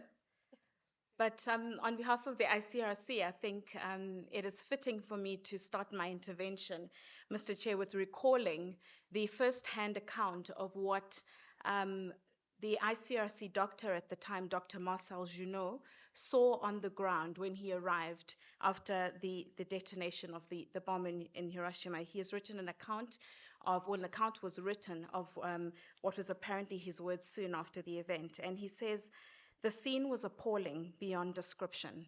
Whole neighborhoods reduced to ashes, bodies burnt beyond recognition, and thousands of innocent civilians suffering in agony without medical help. Hospitals were destroyed, and doctors and nurses were among the victims. The scale of human suffering was unimaginable. And it is against this background that the drafters of the NPT acknowledged that this is something that simply must never happen, and that nuclear weapons were so aberrant to humanity that we needed to address it. And this suffering is what has inspired many of the nuclear weapons architecture that we know today. And it has been the resounding call of the ICRC to recall to states, to media, to the public at large, that what we need to put at the heart of the debate is the humanitarian consequences. Yes, there are many other arguments, but really at the center of the debate should be the fact that the humanitarian imperative is that nuclear weapons should simply not exist. And yet, this is completely the opposite of what we are seeing today. There has been a lot of talk already of nuclear deterrence, nuclear sharing, language around nuclear threats and similar. And this all runs contrary to what is at the heart of the NPT. And for the ICRC, our message is very simple. We need to put narratives about human security at the heart of the discussion. And human security is not just an issue of national security. It's not just about national interest. It's about health. It's about sustaining economies. It's about the current generation. It's about climate. It's about future generations. So we're talking about something that has a capacity to destroy everything that we value as humanity. And so together we need to stand together to say, no, this is something that we will not allow. And for the ICRC, there are really three key messages that we are sharing at this time as we go into 2026 for the NPT Review Conference, as well as the discussions around TPNW. We are saying that there needs to be progress around risk reduction.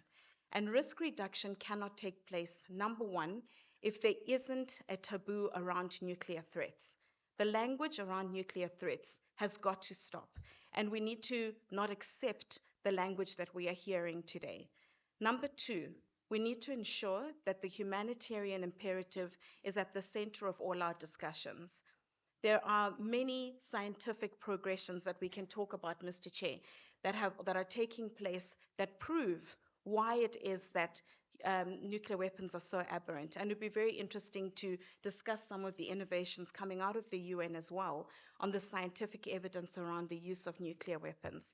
But number three, we need to also gather together and agree that when it comes to nuclear weapons, whether it's the legal debate, the political debate, whatever it is, we need to understand that there is simply no capacity, whether internationally or nationally, to respond to a nuclear fallout. If there is a nuclear fallout, we will have problems with communication systems. We will have problems with first responders. We will have problems just trying to get to the site of the bomb. It is simply not possible for us to have a humanitarian response to a nuclear fallout. And for that reason, it is simply something that we should not accept. And so if there's anything you take away from my words today, let it be that if there is a nuclear fallout, there is simply no capacity in the world to respond adequately. Thanks, Mr. Chair.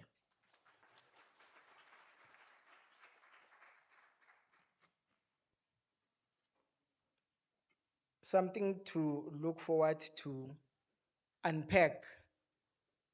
No human capacity to nuclear fallout. I think that's a valid point, and I'm shivering in my boots as I'm sitting there to say that there is no humanitarian capacity if there could be nuclear fallout. That's really scary. Mr. Dube, your opening statement in less than 5 minutes. Thank you. Thank you, Mr. Moderator. My name is Joseph Dube. I'm with the Institute for Disarmament and Arms Control. I've been following the issues of multilateralism since 1998. So I've been involved in the UN processes, particularly focusing what they call the first committee. There are about 6 committees, but this particular committee, we call it Ngwanawatsweng. It's a problem child. First committee, if you go to Geneva, and probably Ambassador would agree with me, that we've got what we call the CD, the Conference on Disarmament. It never makes any decisions. And therefore, it takes all those particular issues to General Assembly in New York. And then you find the same problems there, and nothing comes out of it. And so therefore, I think I would like to say, Excellencies, ladies and gentlemen, members of the media, it is a great honor to be here to address you today as we celebrate 80 years of multilateralism. But also we're not celebrating multilateralism of 80 years, but also we need to celebrate the Pelindaba Treaty. Pelindaba Treaty is 16 years old this year, so he's a teenager.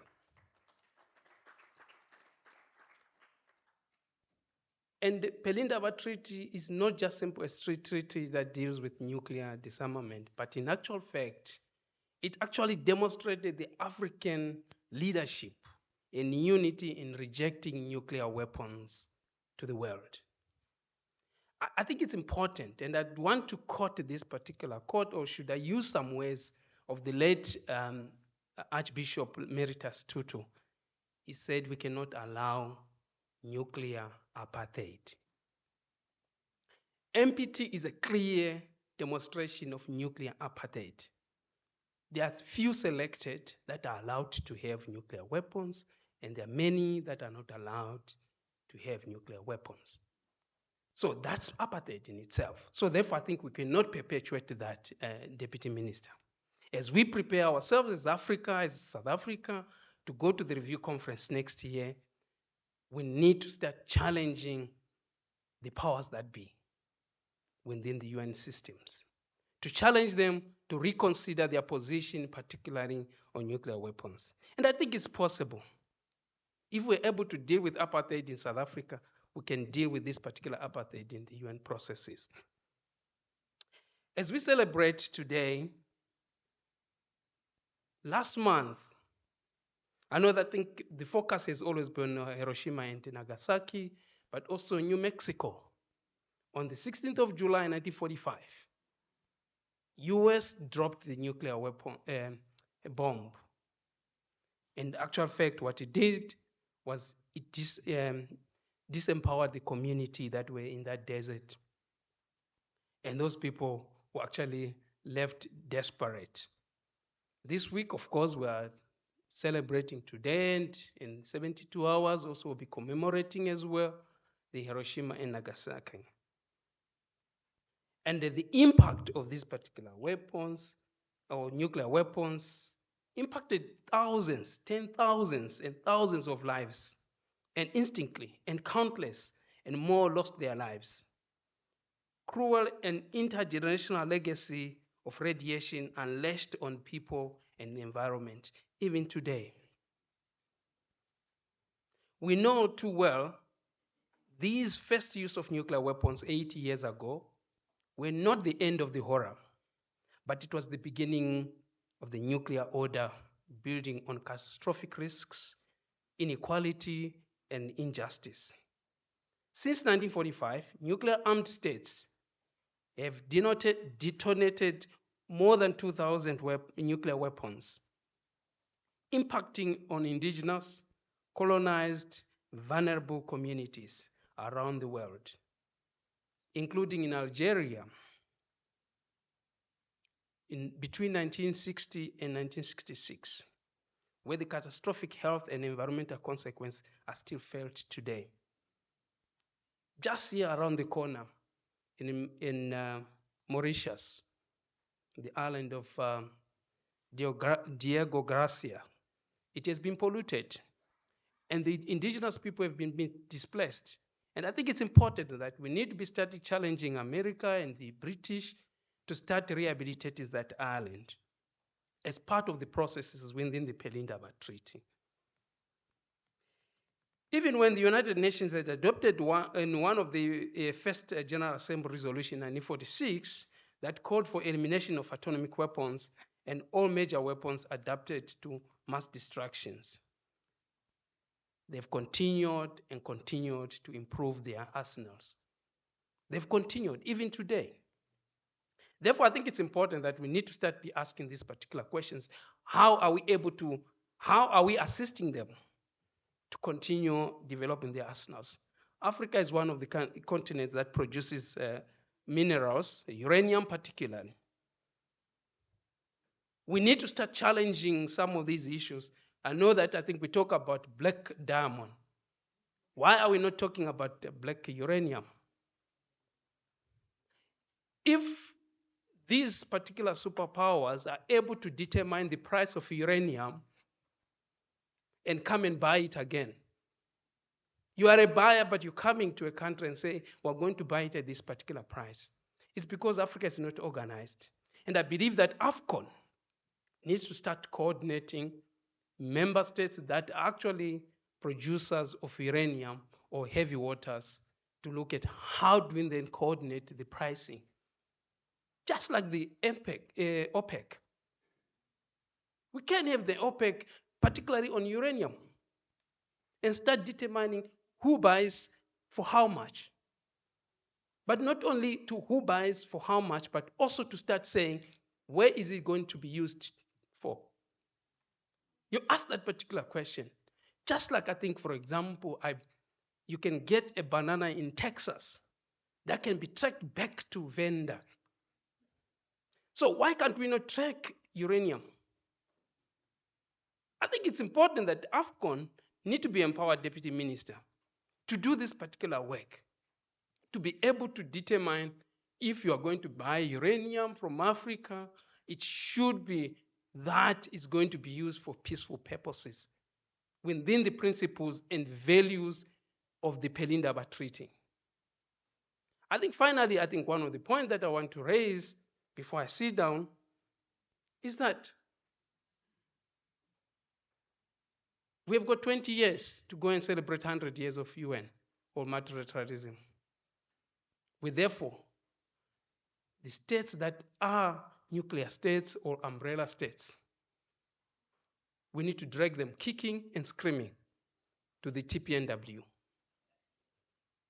Because I know that the MPT has failed us, and I know that I think Shwahib would agree with me that we cannot abandon TPNW, because if we abandon it, then there are those that are sitting on the edges waiting for this to happen. And then they will go for nuclear arm race. They are there. And I agree with you. Let's keep it until we get everybody into TPNW on the Treaty on Prohibition of Nuclear Weapons. Let's get everyone there, and therefore I think we should be able to then abandon that ship called the TPNW. I thank you.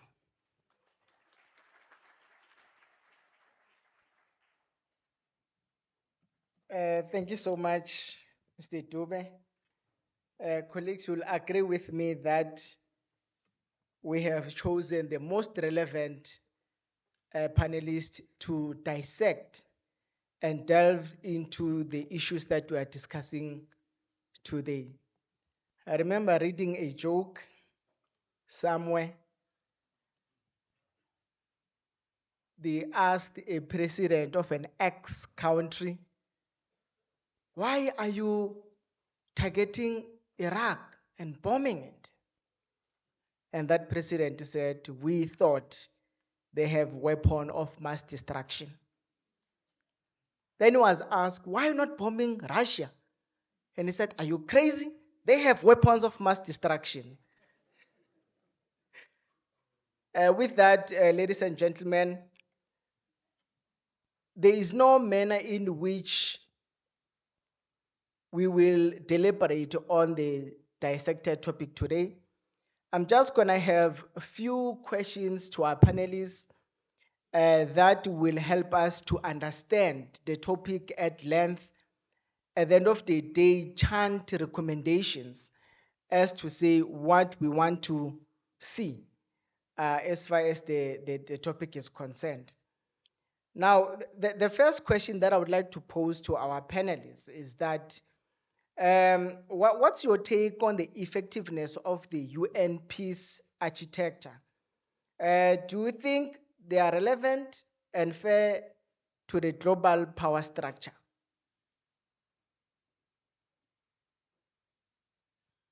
Anyone can go. You can use the mics. What's your take on the effectiveness of UN peace architecture? Do you think they are relevant and fair to the global power structure? Yes.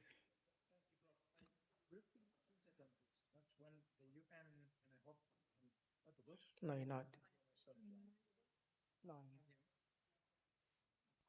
Talk. No. Hopefully this one will work. Yeah.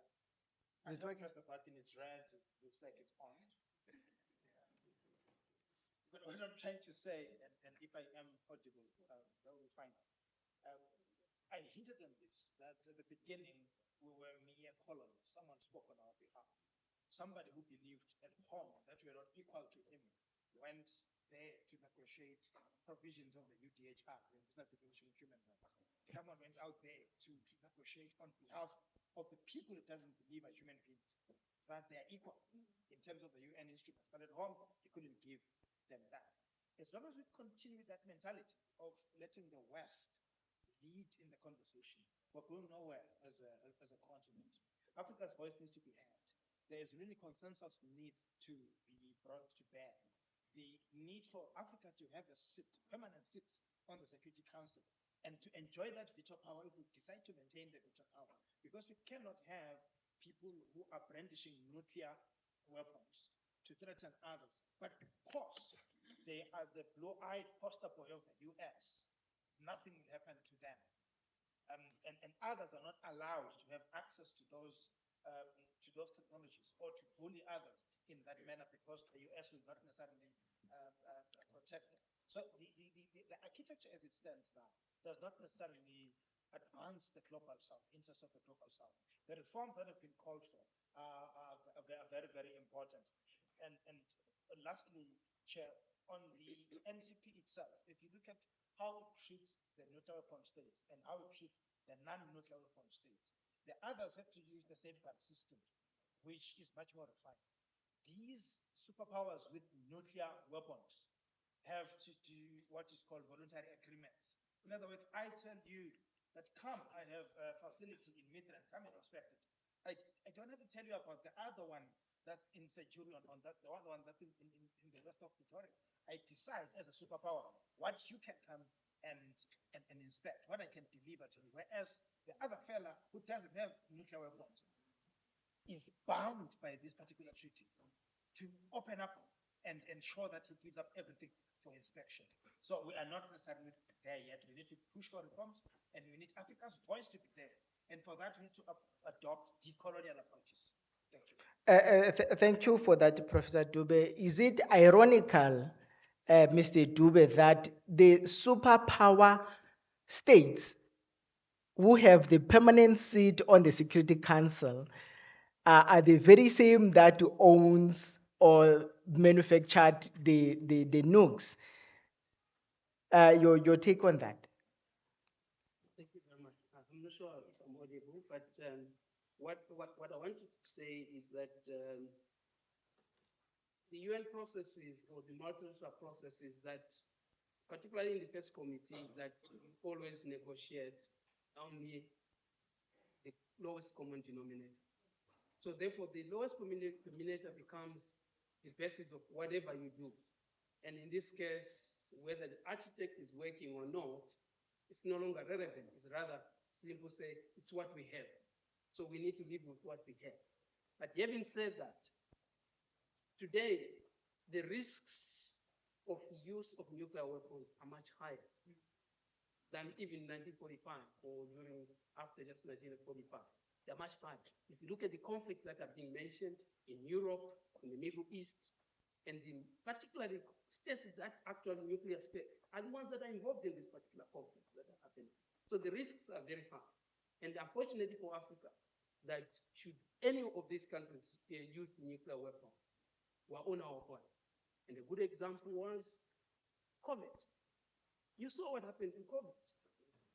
We were left out. We had to fend for ourselves, fight for ourselves. And should any nuclear weapon happen, the fallout which my colleague mentioned, it will impact on us, both in environmental, on health, even, for example, food security. It will be impacted. So therefore, I think it's important that we need to start challenging these particular countries that are nuclear states, particularly also the umbrella states. We need to challenge them. And we need to find a way of how do we drag them and pull them to us so that they can be part of the process that says we need to ban nuclear weapons. And we don't need nuclear weapons anymore. There are better ways of negotiating, and I believe that the multilateral processes can still assist us to finding solutions other than conflict. Thank you very much. Thank you very much. Would you like to highlight any views on the UN architect? It's not one. Is it audible? So I think for me, I won't say much except to echo what Prof. said on the power structure. I think from my side being outdated, considering that it's from 1945. So the inclusivity aspect in terms of the peace architecture is definitely something that needs additional reforms. And I think that then fosters the trust in other nations, the global South. And I think, as again an advocate for peaceful use of nuclear energy, nuclear weapons stigmatize the industry, and it creates a problem for those of us who want to use it for the benefit of society. Of course. And yeah. Thank you so much. My take is that the inclusivity, I thought the Pelindaba Treaty, the international community was going to have a bite on that to level the scale. Of course, the Pelindaba Treaty was adopted in 1996. Do you think this was a rightful decision for Africans to sort of do away with nukes? I think I'll respond in two folds. I think it was Pelindaba Treaty was the treaty that became the common position for Africa when we went to negotiate the TPNW, the Treaty on Prohibition of Nuclear Weapons. So I think it's important to indicate that I think when our forefathers, when they came together, your Julius Nyerere, your Kwame Nkrumah, and all these leaders that when then negotiated and developed the Peninda Treaty. Of course, it came into existence, into force in 1996, but this treaty actually was drafted many years ago. It took time for it to come into force or to get the number of states to ratify. But I think it was a common position for Africa when we went to negotiate the TPNW, and the TPNW today does reflect what Africa wants. So therefore, I think in Africa particularly, I think the good part is that when we go individually as member states into the UN processes, we tend to be suffocated. We get suffocated by our own bilaterals. And I'll give you an example. I remember when negotiating the Arms Trade Treaty, Ambassador, one country was challenged by another country to say, but that's not a common position for Africa, which is good, which was true. But they were told that you cannot say that. And when they were told that they cannot say that, that particular state called Capital. And Capital called the officer who was busy negotiating to say, what did you say? And they called him back to Capital. So he was no longer part of the negotiations. So these are the challenges that we have. And unfortunately, I think therefore it's important that every time when we go into multilateral systems or negotiations, Africa has to constantly carry what they call the CAP in UN, in Addis, they call it CAP, which is Common African Position. So if we carry an African common position, we're able to then defend that. Because the minute somebody is challenged, they're able to explain to Capital to say, but this is a common position that heads of state have adopted and have agreed upon, and I'm just simply articulating what is there. That's one. But I think the second part is that I think the Pelindaba Treaty also assists us, member states, in Africa particularly, to advance technology, what we call the nuclear for peaceful purposes. And when we talk about nuclear for peaceful purposes, it's not just for energy. Africa produces a lot of products, agricultural products, but they don't make it to Europe because their lifespan is shorter. So to prolong the lifespan, you need nuclear to prolong it. So that these are some of the things that I think when they talk about agriculture, they talk about water, they talk about all these other areas, nuclear is there and is able to assist us. It empowers us. So therefore, I think it's important that Pelindaba Treaty should be embraced by all African states, particularly all 55 states. At the moment, I think there are about 30 or 40 states that have ratified. We need the others. I know Egypt has got challenges with it, but we need Egypt also to be part of it so that we're able to push, especially going into the NPT review conference, stronger and more powerful. Thank you very much. Thank you. Just to juxtapose that question, nuclear for peaceful energy or nuclear for peaceful purposes, how do we find the balance?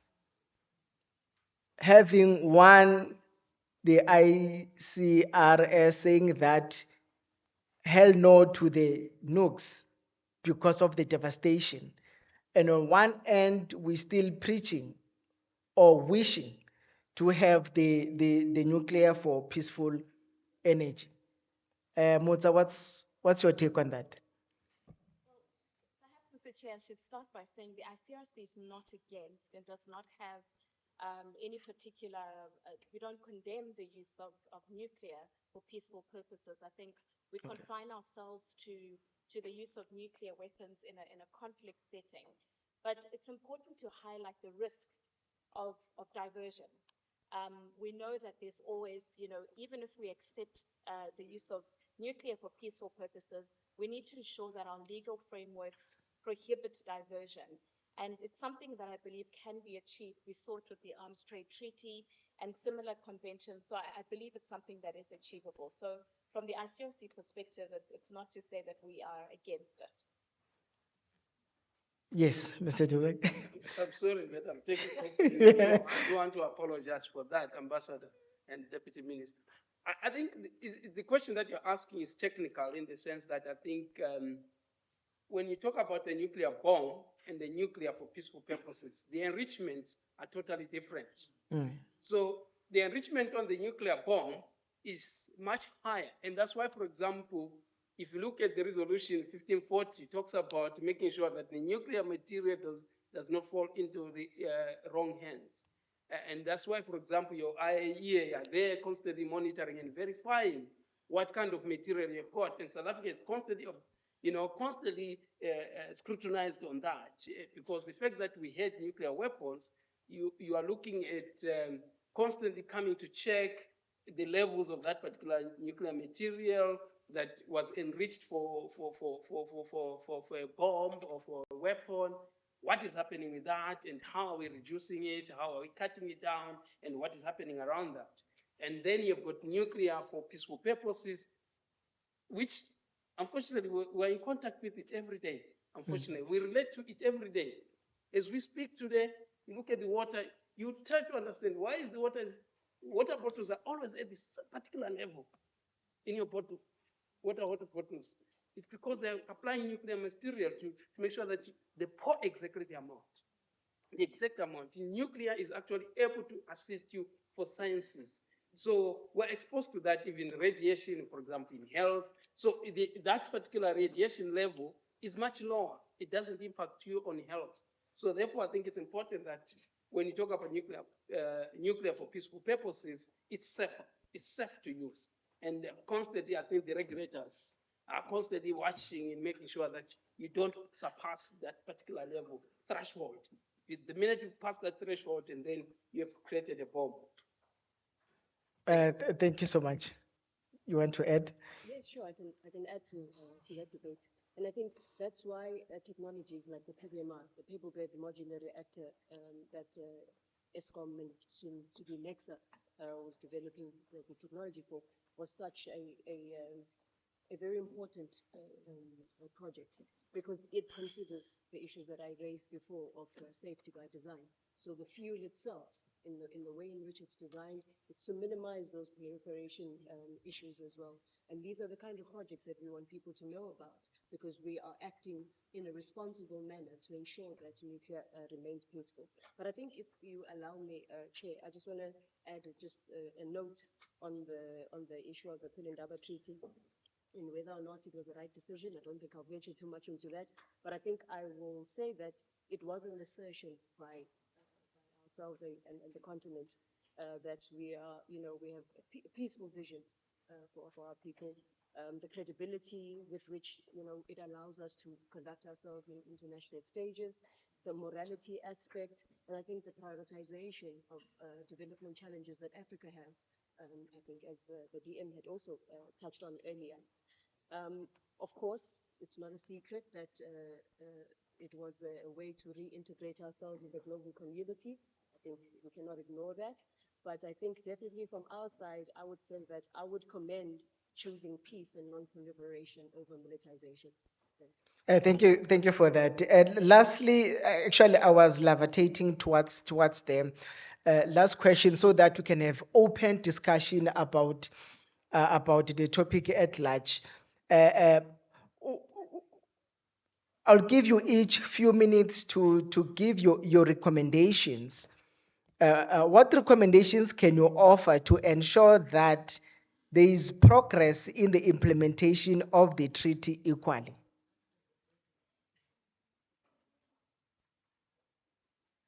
What recommendations can you offer to ensure that there is a progress in the implementation of the treaty equally?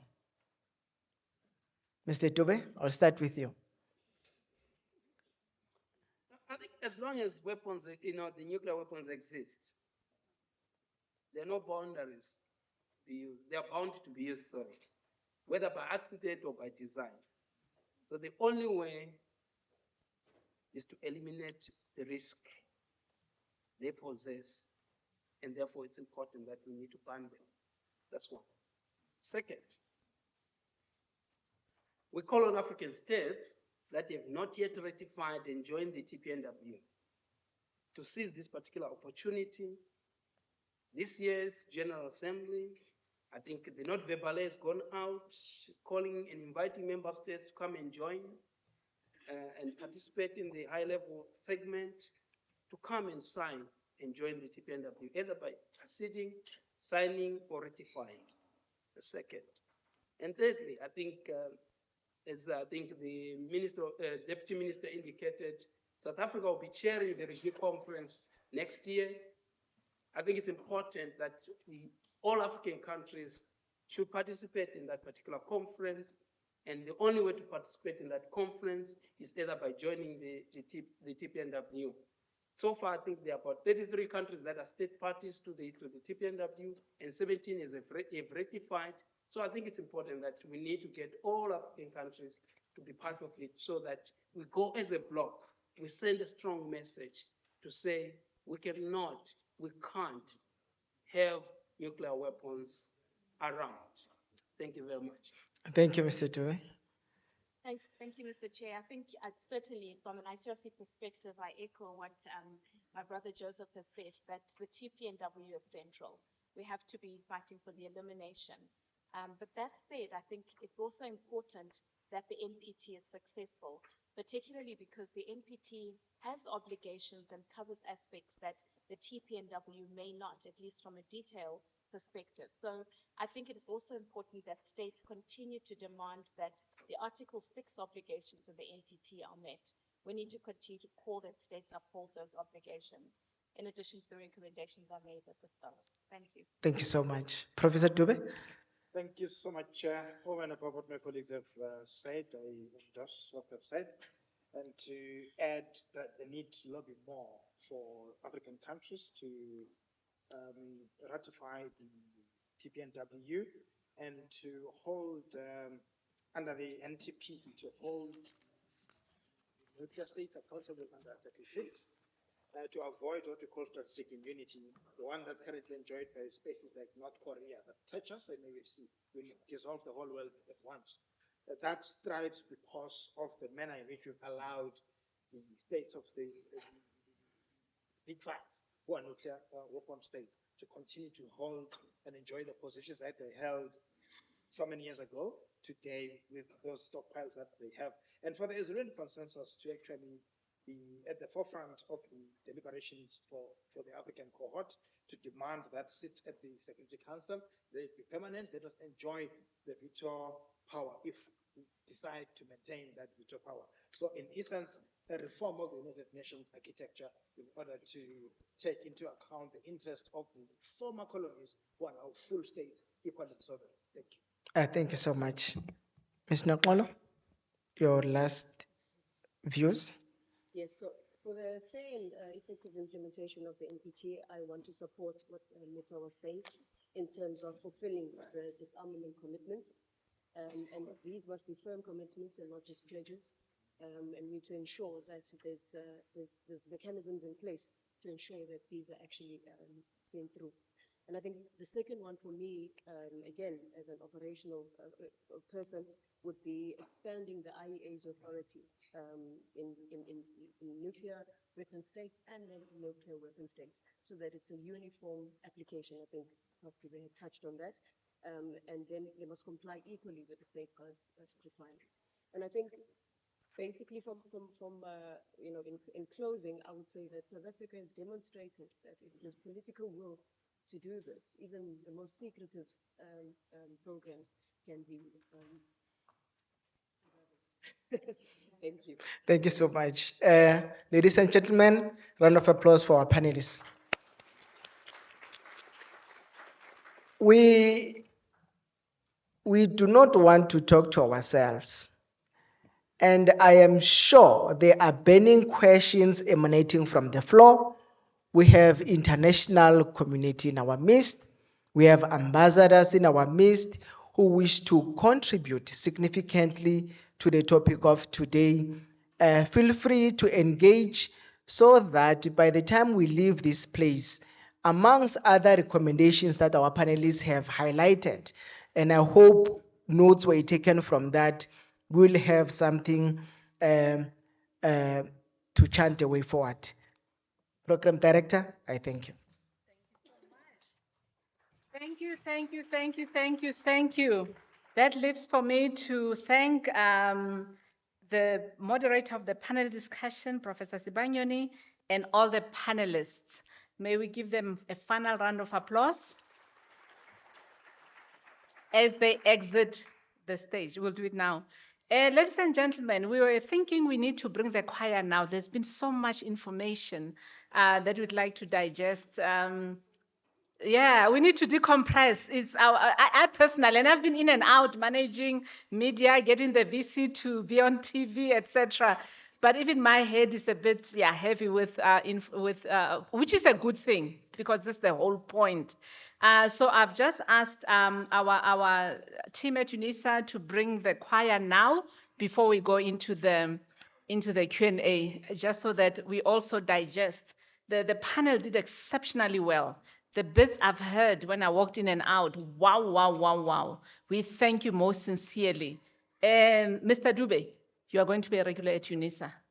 We had not known you are such an eloquent speaker, and you do so very well. We thank you most sincerely, sir, that you've been here, you were here and have been able to clearly articulate, the many years that you've been involved in this area of disarmament and speaking for the faith-based organization so very well. The ICRC, we are now in the same WhatsApp group.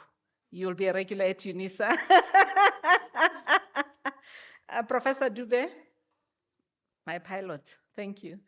And Menokolo, wow, thank you.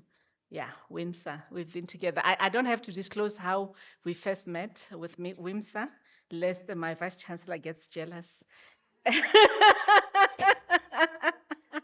Just checking, yes. As we wait for the choir, I don't know how far they are. Let me see where they are. If they take too long, we will go straight into the Q&A. I'm watching the door.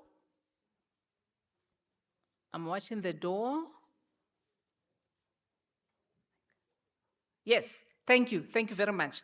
We move to a musical item before we go to Q&A.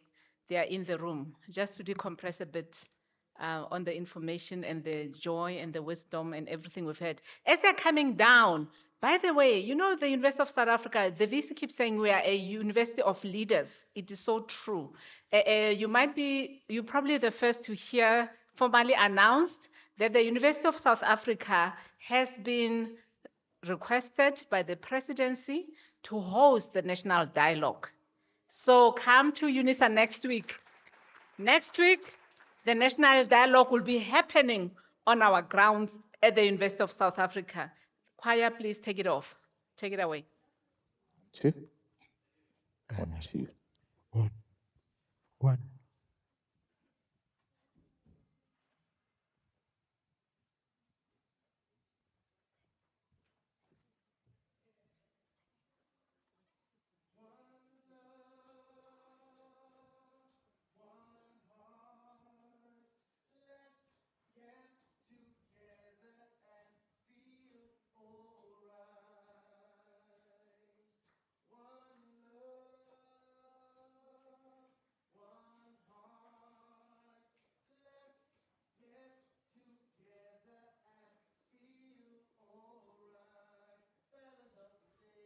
One love, one heart, let's get together and feel alright. One love, one heart, let's get together and feel alright. One love, one heart, let's get together and feel alright. One love, one heart, thanks, praise to the Lord, and I will feel alright. Let's get together and feel alright. Praise, thanks to the Lord, and I will feel alright. Let's get together and feel alright. Woza, woza, choo, doo-doo-doo, doo-doo-doo.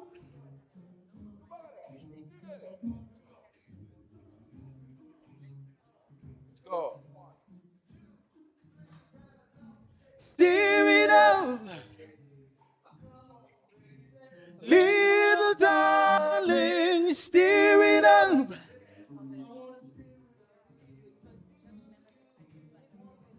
Steer it up, We'll make another arrangement. little darling, steer it up.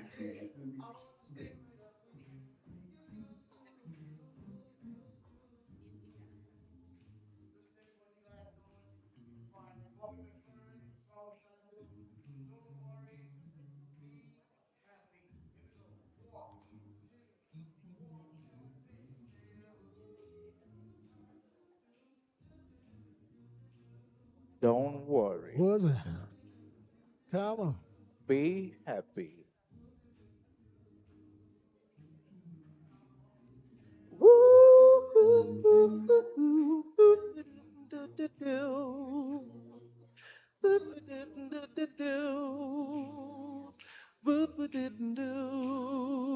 One, two,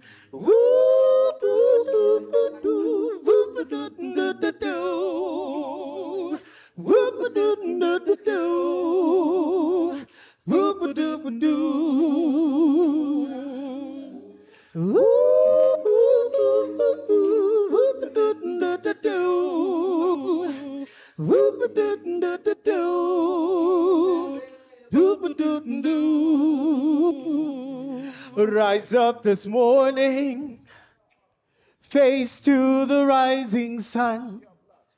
Three little birds, the peach by my doorstep, singing sweet songs with melodies pure and true. Saying, this is my message to you. Don't worry about a thing.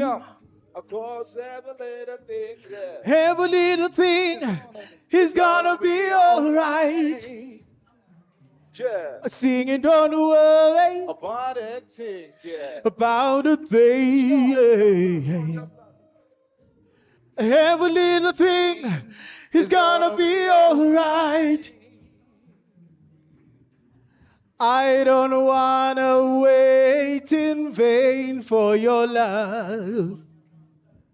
I don't wanna wait in vain for your love. I don't wanna wait. I don't wanna wait in vain for your love. What's that? I don't wanna wait in vain for your love. Ooh, girl, I don't wanna wait in vain. What's that? Ooh, girl, I don't wanna wait in vain. Come on, Jake. I don't wanna wait in vain. Oh, I don't wanna wait in vain. I don't wanna wait in vain. Is this love? Is this love? Is this love that I'm feeling? I don't wanna wait in vain. Is this love? Is this love? Is this love? Is this love that I'm feeling? I don't wanna wait in vain. Is this love? Is this love? Is this love? Is this love that I'm feeling? I don't wanna wait in vain. Oh, I don't wanna wait in vain.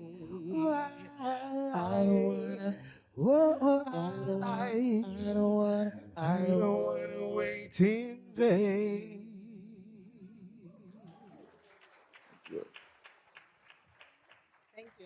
Thank you for serenading us. Yeah, today's turning out to be a very fruitful but also engaging session. We move directly now to the Q&A. The panelists will stay here in the front so that if people want to ask them questions, they can remember what they said and remember what to ask them. I'd like to introduce our moderator for the Q&A from the ICRC, as we mentioned earlier. Ms. Daisy Mbuto is the political advisor at the CRC, a role she has held since January 2025. She has many years working in the development, human rights, etc., across Southern Africa and with international NGOs, including the Office of the High Commissioner for Human Rights, the School of Governance, etc., etc. She's very well read. She holds a master's degree in international studies and diplomacy from SOAS, the University of London, and a bachelor's degree in political science from the University of Manitoba.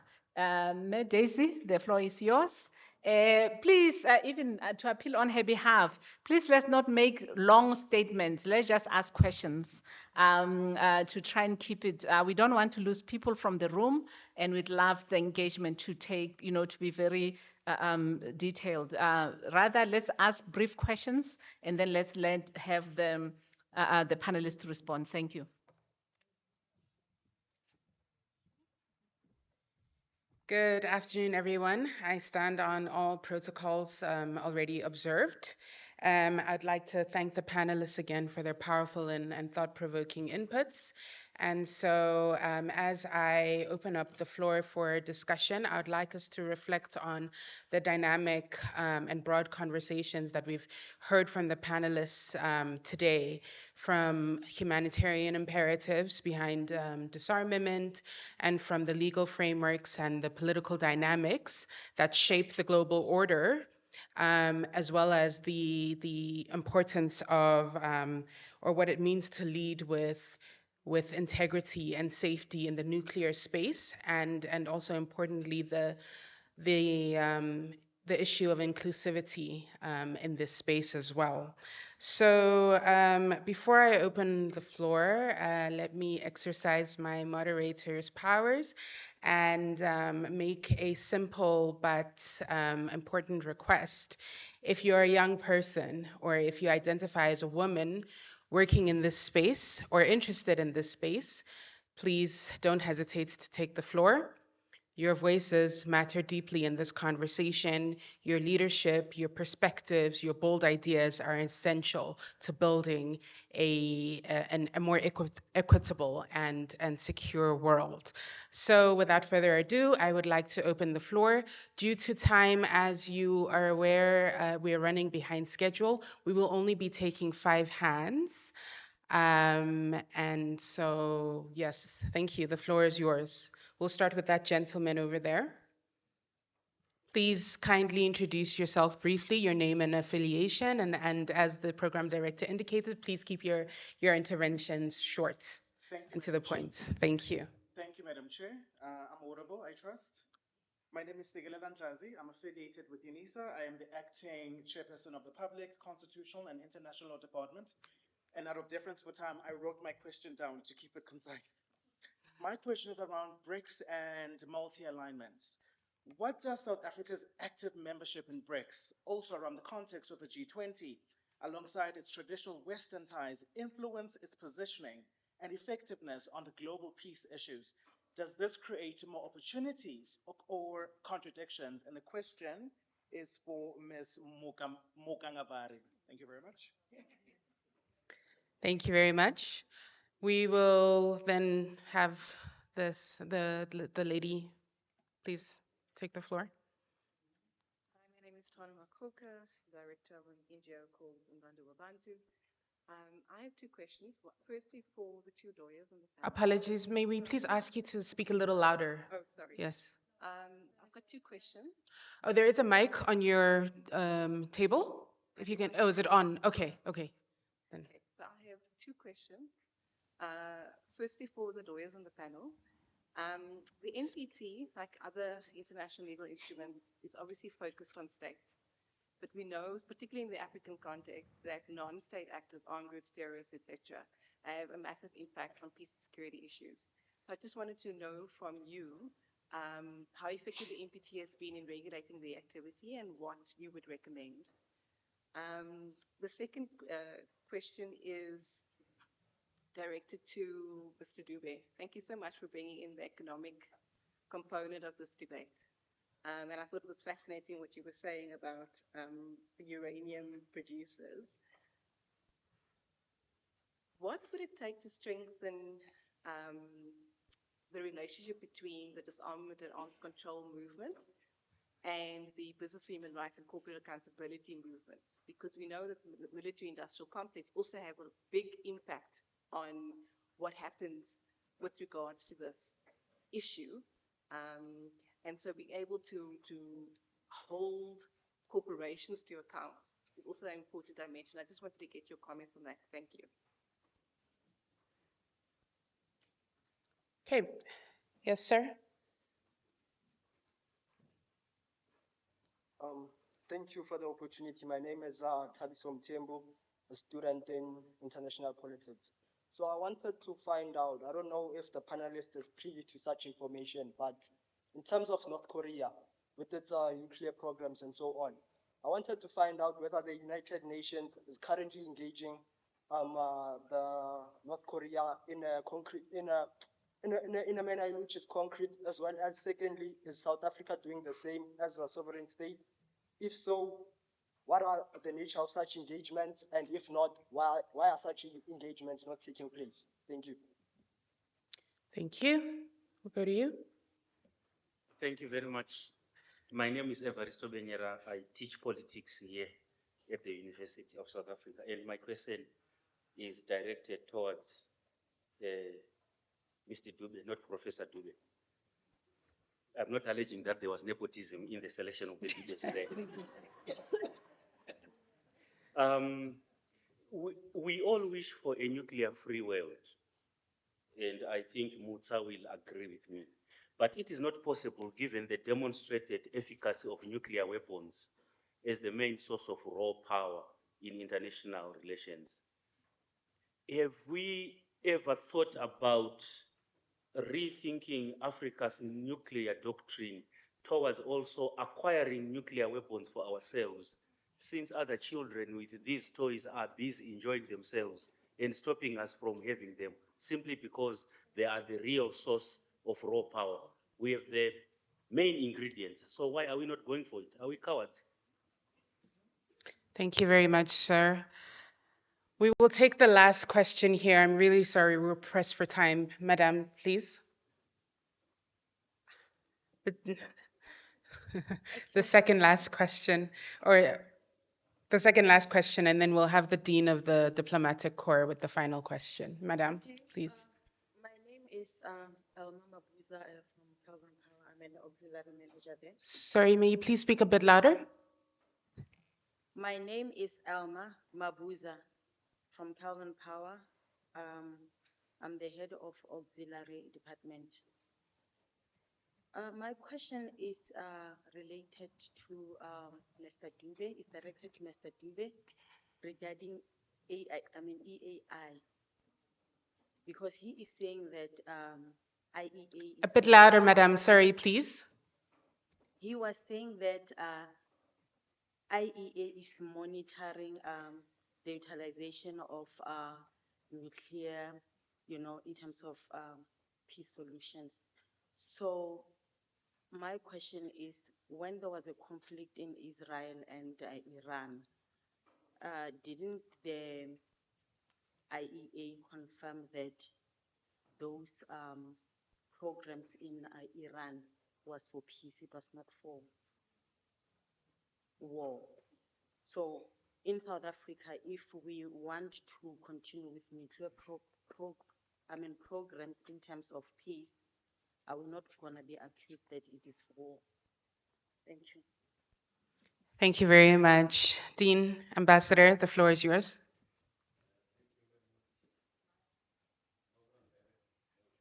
Program Director, for viewing the floor. Let me first congratulate the panelists for lucid and comprehensive presentation. I have two simple questions, and we have two Dubes, I think, one professor and Mr.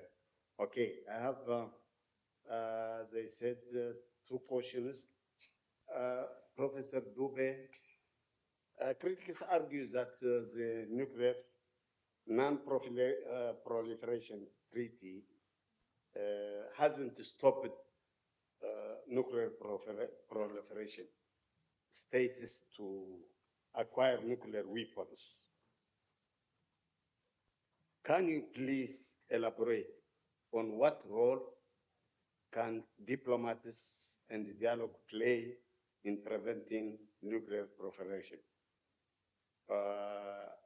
Spread of nuclear weapons, transfer of technology to non-nuclear weapon states.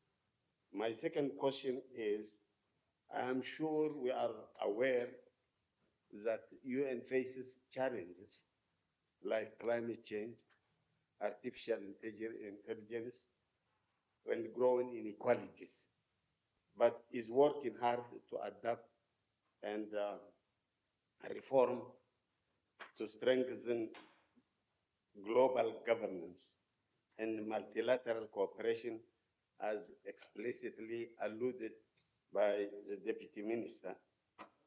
My question is, what measures can the UN should take to enhance nuclear security and prevent nuclear terrorism?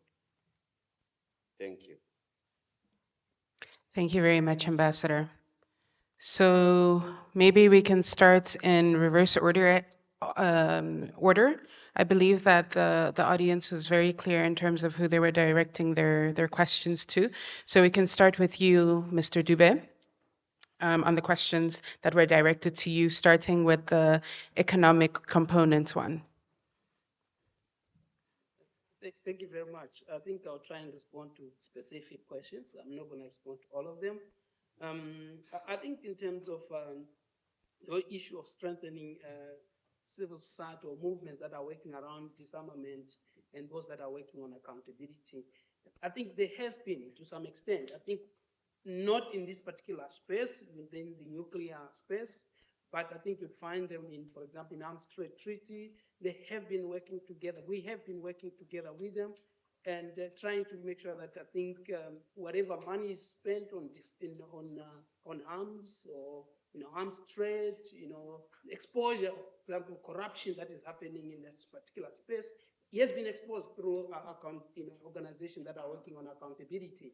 And I think it's something that we need to be looking at in terms of nuclear space, because at the moment, I think probably, Ambassador, you agree with me that the nuclear armed states have created a club, and it's very secretive. They don't talk about it. They don't mention. But I think we need to make sure that we find a way of exposing that. At the moment, there is organizations that are working on banking on nuclear weapons. So which means they're targeting banks around the globe that actually investing their monies into nuclear programs and to start challenging them and exposing them. There are a couple of banks in South Africa that are actually investing money in nuclear weapons. So these are some of the things that we need to be looking at and exposing them. I'll be happy to engage you out of this particular platform to look at how we can further this discussion. And actually, I would love to participate. And if I can get people who are willing to take on banks that are actually investing their money into nuclear weapons to stop it. I think in terms of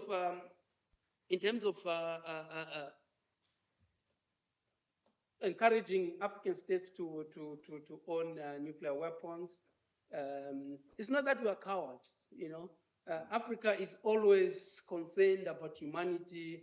Africa is always concerned about development. Anything that will counter, revolutionize that.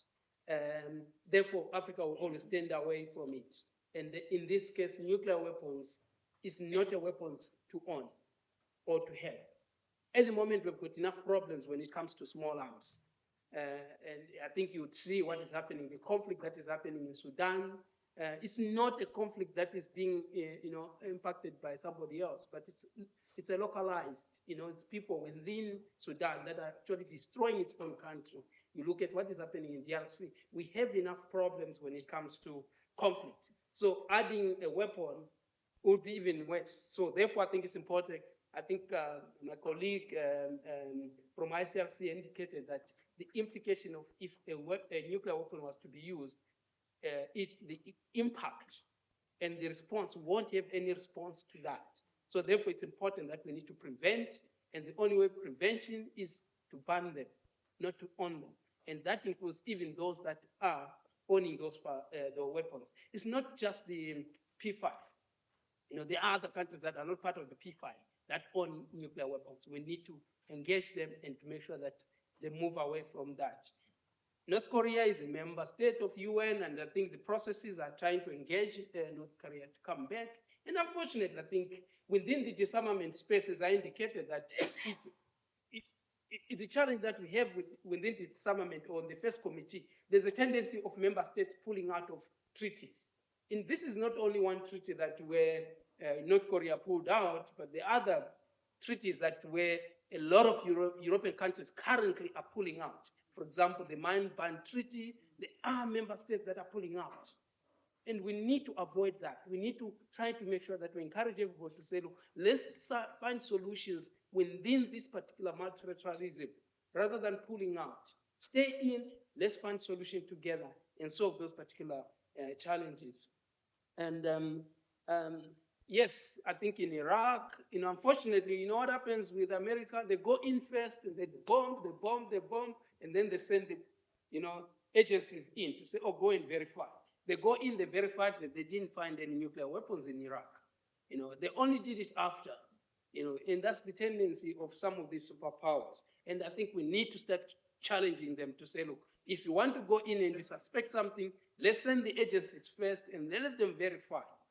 And usually when they verify, you'd find that there were no nuclear weapons in that case.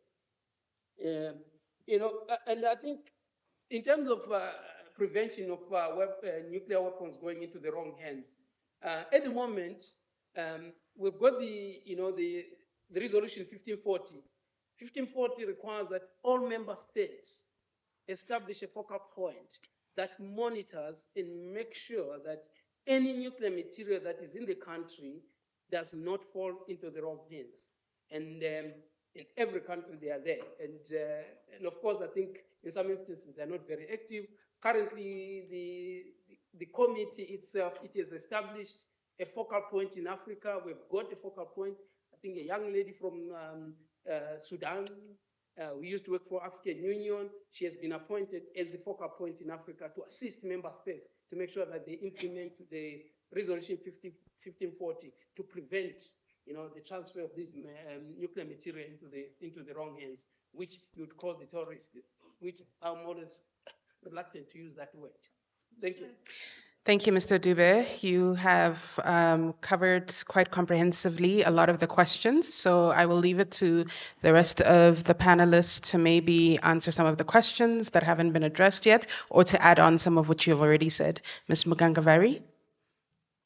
Thank you, Madam Moderator. I think the question regarding BRICS and G20, it's a good question, and perhaps I should throw it back to you and say that's why we are here. It's a center of learning. You can help us articulate what opportunities are there. But perhaps to say, obviously there are people who are better placed to talk about what opportunities lie with formations such as BRICS and G20 for peace and security narratives. And here I defer to Ambassador Zahir, who's also here. But from a lawmaking perspective, it's very important to highlight that a critical mass of voices counts in international law. So formations such as BRICS, and no matter the size, they enable us at least to contribute to customary practices, which enables us to consolidate that into law. And I think what we're starting to see is a trend where formations that were perhaps previously very strongly focused on, commerce and economics and development are starting to recognize that peace and security cannot be sidelined. And I think, I mean, I'm not a specialist on BRICS, but if I recall the outcome of the latest summit, a good number of the provisions of the summit declaration is on peace and security issues. So I think it's a good question and one that needs a bit more digging in, actually. Thank you, Ms. Mkangavari. Prof. Dube? Thank you so much. The first two questions of the ambassador. Oh, sorry, my microphone was off. Thank you so much, Ambassador, for the questions. I'm sitting here, hearing the questions going to Mr. Dube, and I'm thinking, yes, yes, yes. Till the ambassador says Professor Dube, I'm like, okay, can't run away from it. You rightly point that the NPT elements are those that they don't relevant for proliferation. In fact, it has not necessarily managed to achieve the three pillars that it's not to achieve. And you want to know the role of diplomats in trying to ensure that that space is effective. I would start by saying dialogues today are very, very important. We are a knowledge generation entity as Unisa, the University of the Land. We generate scholarship, legal scholarship, we generate all forms of scholarship, which will then be used to influence policy briefs, used to influence policy and the directions that each country is going to take. So more of this capabilities where we dialogue and we take our dialogues further on to publish them so that they influence our thinking as a country, our thinking as a collective. But I want to say also, diplomats can be very, very useful in lobbying for the TPNW to be widely embraced, especially across the African continent, and for the future development of international treaties that Africa wants to champion itself. We need to ensure, as the diplomatic corps, that we push for the inclusion of African values in these treaties. We are so quick to simply go with terms such as human dignity, but we are so slow to infuse Ubuntu into our treaties and our legal instruments. The African Union itself prides itself on African values. Everywhere it goes, it talks about rights and obligations, and then talks about African values. But I'm yet to see an African instrument which tables what these African values are, and using African terminology to say these are the values on which this particular treaty is based. Perhaps if we were to talk about the threat of nuclear weapons, using African values, what we believe as Africans, and what we think those instruments are, the threats that those instruments are posing to those African values, perhaps we can begin to get a buy-in from all Africans, as they would see these treaties as treaties reflecting their experiences and their way of life. So those are some of the elements I would bring to the fore in response to your first question, Ambassador. On the second question, on the reform, on what steps the UN can take to enhance its approaches to nuclear terrorism, to try and push back on nuclear terrorism. At the center of this is the need for reforms at the UN level. As long as a particular group has power which is unfettered, we are going nowhere. But the moment we begin to say the African voice will be heard, there'll be African representation, those permanent seats cannot just be as they were so many years ago. International politics has moved on now. We are sovereign states who are equal, we need to be represented. So we also need to strengthen regional institutions. While we can speak at the UN level, there is something we need to do at the regional level. Africa has to speak as a collective. Africa has to have its own approaches and steps to deal with nuclear terrorism from an African perspective. Treaties at the African level, which then trickle down to treaties at the international level. We need to strengthen AFCON, its technical and legal capacity to monitor compliance with all the safeguards systems that we have out there. Thank you. Thank you very much, Prof. Dube. And finally, Ms. Knene. You're fine? Okay. Thank you very much to all of you for your participation today and your very thought-provoking questions.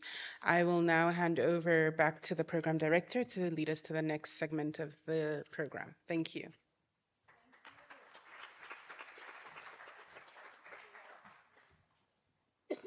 Thank you so much.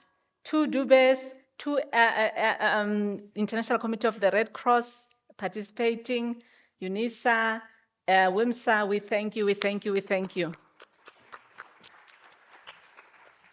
As we move on to the next point of the program, I'd love to call the ambassadors in residence. As we clap for the last time for our panelists as they are vacating the podium, Ambassador Diseko and Ambassador Welile Ntlapo, as you have heard, our resident ambassadors at Unisa, and they only started in May, but look how much we've done. We were here in May already for the G20. We are here today on Hiroshima and Nagasaki. We will be back in September preparing for the United Nations General Assembly session that's coming up. And in December, we will be here talking about the politics of human rights. In 2026, we will look at the United Nations resolution on women, peace and security, and many other programs that we'll be doing. And that as a resource, they have enabled us as a university to really focus the mind in collaboration with DIRCO on these many, many important areas of diplomacy and foreign policy.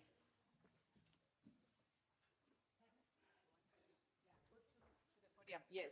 We have heard from our online participants that there's, the mics on the table are not doing so well, and hence I am requesting my elders to come to the podium and speak from the mic so that we are able to carry the audio properly into the online participation. Thank you, Ambassador.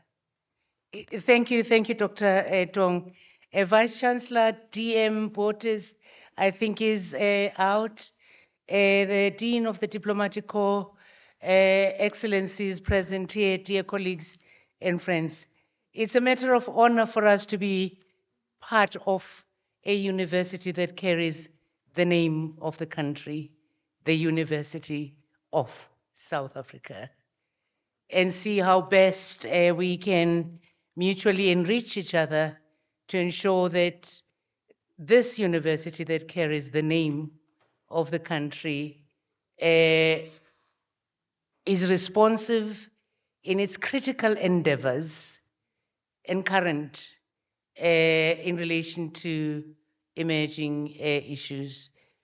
It's been a very enriching discussion that we've had in the here and now, looking at the United Nations 80 years on.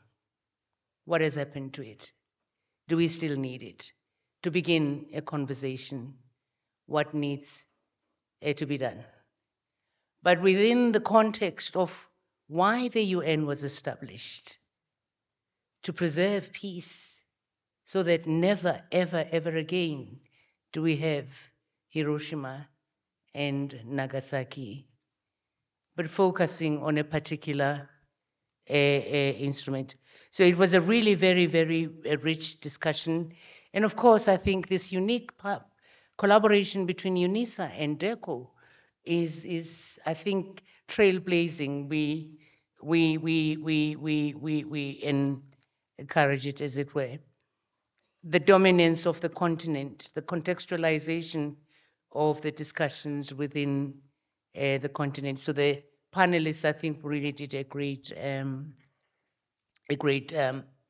job, as it were. So more work, I would say, Ambassador, needs to be done to get a clearer understanding of the anchors of peace in relation to the treaties and instruments that we have. What came out clearly was how the continent is committed to a peaceful world, but doesn't have partners in this, in the Western world. And it's important to frame it that way, because going forward, we need to know what will carry and anchor international peace. A good example of how Africa plays this role is in the TPNW. Had it not been for the continent, we would not have the treaty. But equally, it is impossible to conceive of a viable non-proliferation treaty without the African Union, without the African countries. Were all of them to pull out, you're left with nothing. And the patience they've exercised waiting for the major powers to come to the table and fulfill their obligations is unbelievable. In the middle of violations of the NPT, which in reality has become asymmetrical. So questions that arise, I think for me, I can only pose questions rather than comment definitively. If in the context of this kind of rule of law that we have, we wake up to find a state that doesn't subscribe to this rule of law internationally that we have, having made up its mind that it's going to attack another country for not abiding or playing by the rules that it itself does not accept. How secure are the elements or the anchors of the global peace architecture? And reference here is with regards to the 12-day war unleashed by Israel on Iran. Israel is not a state party to the Non-Proliferation Treaty. Israel possesses nuclear weapons. South Africa knows this because apartheid South Africa and Israel were partners in building their nuclear capability. So we know, we of all nations can say this, that we know Israel has nuclear weapons, but is not a state party to the NPT and is not also covered by safeguards. All the regimen that governs safety, the safety of nuclear technology and all of that, Israel is not part of that story. But then how then does Israel take it upon itself to be the enforcer of the NPT with respect to Iran and go to the point of attacking Iran? But the extraordinary thing in this situation is how a member of the Security Council and the nuclear weapon states joins the onslaught on an NPT state party. So these are the questions that will arise for going on. What do we make of this? Are we still on the same page with the West on what is the international rule of law, or is the rule book being torn apart? And if the rule book is being torn apart, what then do we do? What is our vision of the anchorage or the anchors of peace beyond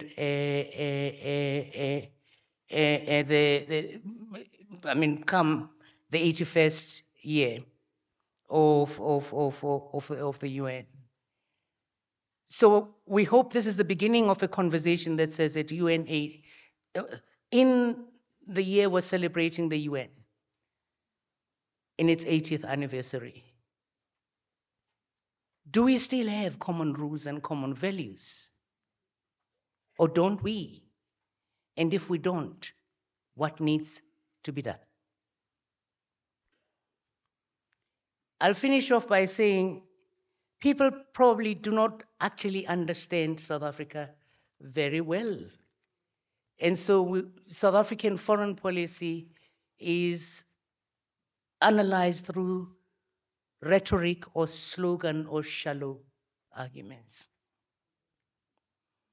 When the conflict in Ukraine began, and resolution after resolution was being channed, and African countries and all countries were being bullied to support that resolution, those resolutions, South Africa's argument was to the Western countries, no.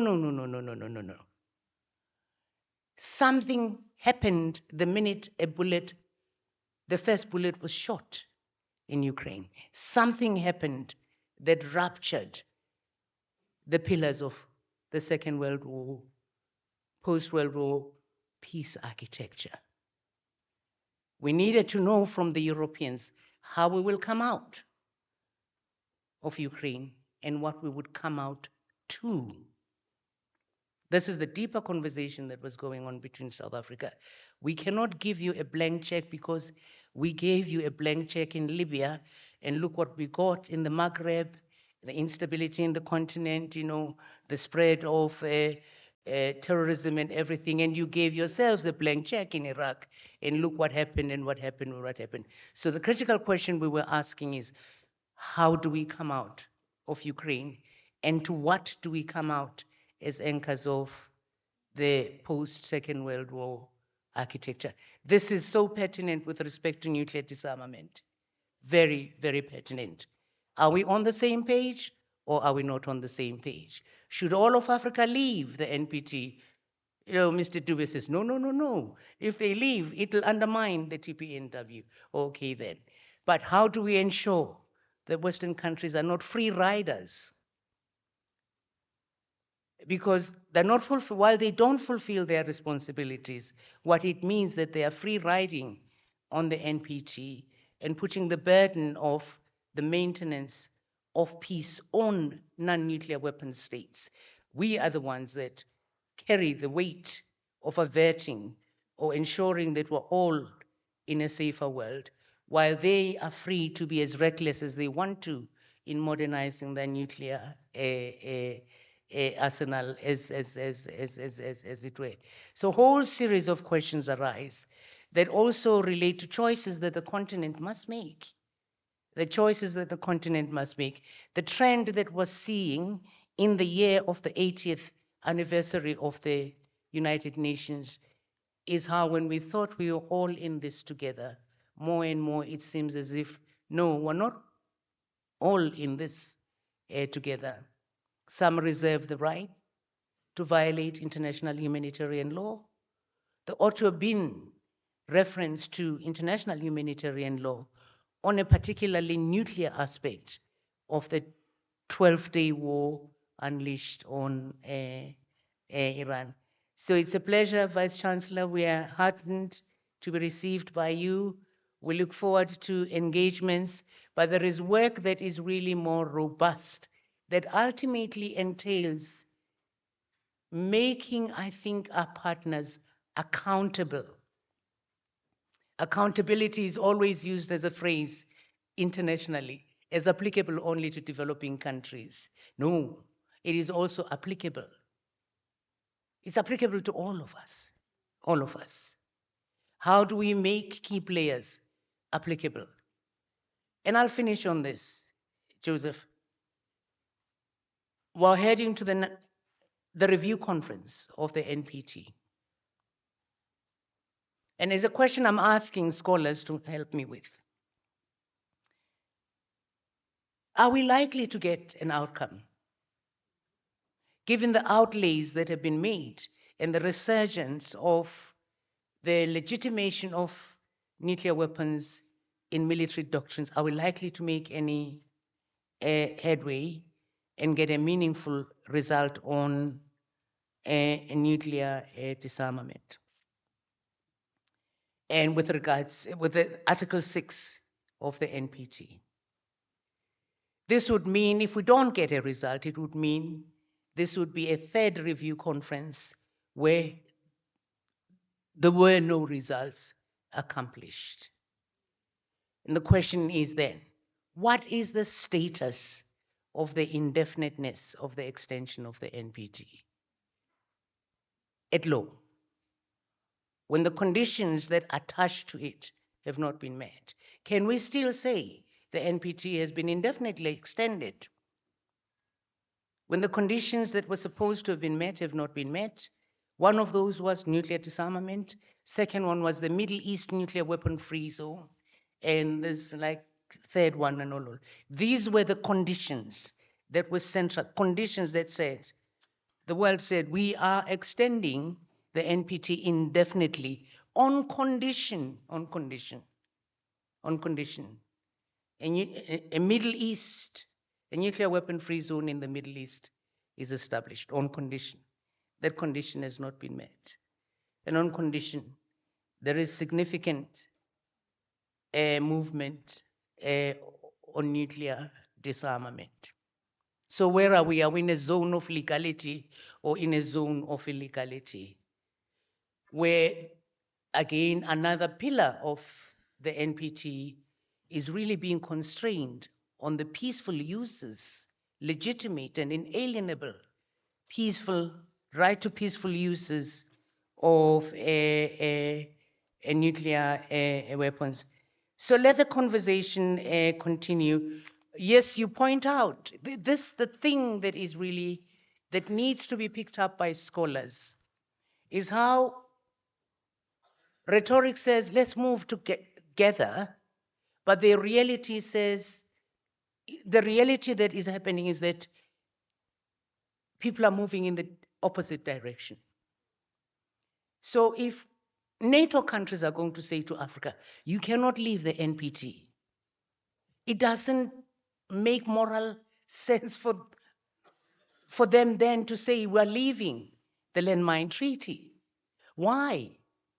Do you think it is feasible to actually continue manufacturing those weapons to cause the kind of damage that landmines cause?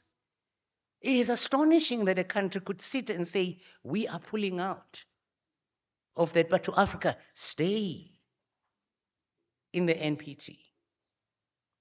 But there's a lot of damage that has been done on the landmine side that still needs to be cleared and all of that. Are we on the same page? Or have we dislocated so much that what holds the peace in terms of commitment has ruptured irrevocably? If not, what vision, if that has happened, what vision then do we have? I still believe in multilateralism and the coming together of nations to solve common problems. Unilateralism, I think for me, has consequences that are very dire to contemplate. But how then do you make sure that you get a buy-in from the others? Thank you.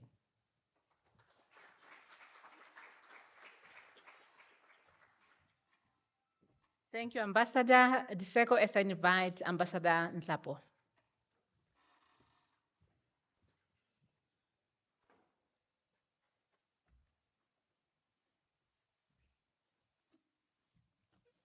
Thank you very much, Program Director.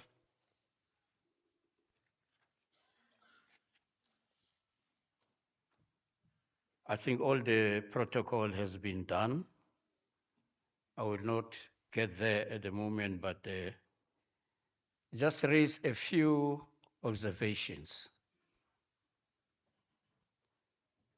from the discussions that have been taking place and the questions that have been asked. I think we have to remind ourselves two questions. Partly answered earlier. But first, let me say we are meeting here as South Africans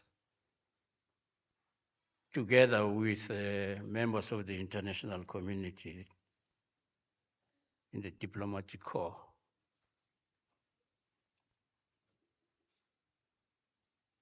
Therefore, we are meeting and discussing this issue as the people of the United Nations. I want to stress that because that's one point that we always miss. And we have to remind those who think they own the United Nations that they don't. The Charter of the United Nations, it opens very clearly by stating we, the people of the United Nations. It's not saying we, the government. We're still not we, the P5. It says we, the people of the United Nations. It therefore means that we have the responsibility as the people of the United Nations to pay attention to what is happening within the multilateral institutions, and primary one being the United Nations, things that happen in our name by those who have elected to represent us, those we elected to represent us. So if we say the United Nations is weak, it is weak because the governments that we send there are weak, constituted by political parties that are weak, which have no focus and interest, voted in by the people. They represent us. So we have to take the responsibility And that is why we need to engage in these discussions to understand the processes that are taking place in what is called the United Nations, or be it the AU, even sometimes. It's not some building in Addis Ababa or United Nations, a building in New York. Because sometimes we get detached from the reality of what some of these things represent. Who are these United Nations? Who is the United Nations? I think we have to remember that the United Nations is us. And therefore it was important that the people of the United Nations who represent the people of South Africa, who are defined in that constitution as the owners of that constitution and the mandate of the South African government, have spoken here. It's a PDTM that the media had to do its job and pulled you aside. There are certain things that you missed, maybe Zaire, some of them, but some of the things have been picked up. Because it empowers you, it gives you the strength to say, this is what our people want us to convey or want us to do. Because this is a message for me that came through in what I was hearing and in the questions that were being asked. What comes out is precisely a further strengthening of the mandate that, yes, as our government, you have started, you've been doing quite well, you've got a legacy in this area, you've got a responsibility to pursue the strengthening of the multilateral institutions and participating them in our name, representing us, and making sure that our views and fears and wishes are heard. And I think it was a good thing that DIRCO also came to participate and be able to put clear to our people exactly why we're doing this. Maybe two things that maybe needs to be debunked very quickly before I go and sit down. There was a campaign against the nuclear capacity or possession of the apartheid regime. Did not just happen because somebody had a goodwill somewhere and decided that let's stop this thing. It's not good, it's bad. It was part of the struggle. There was a struggle.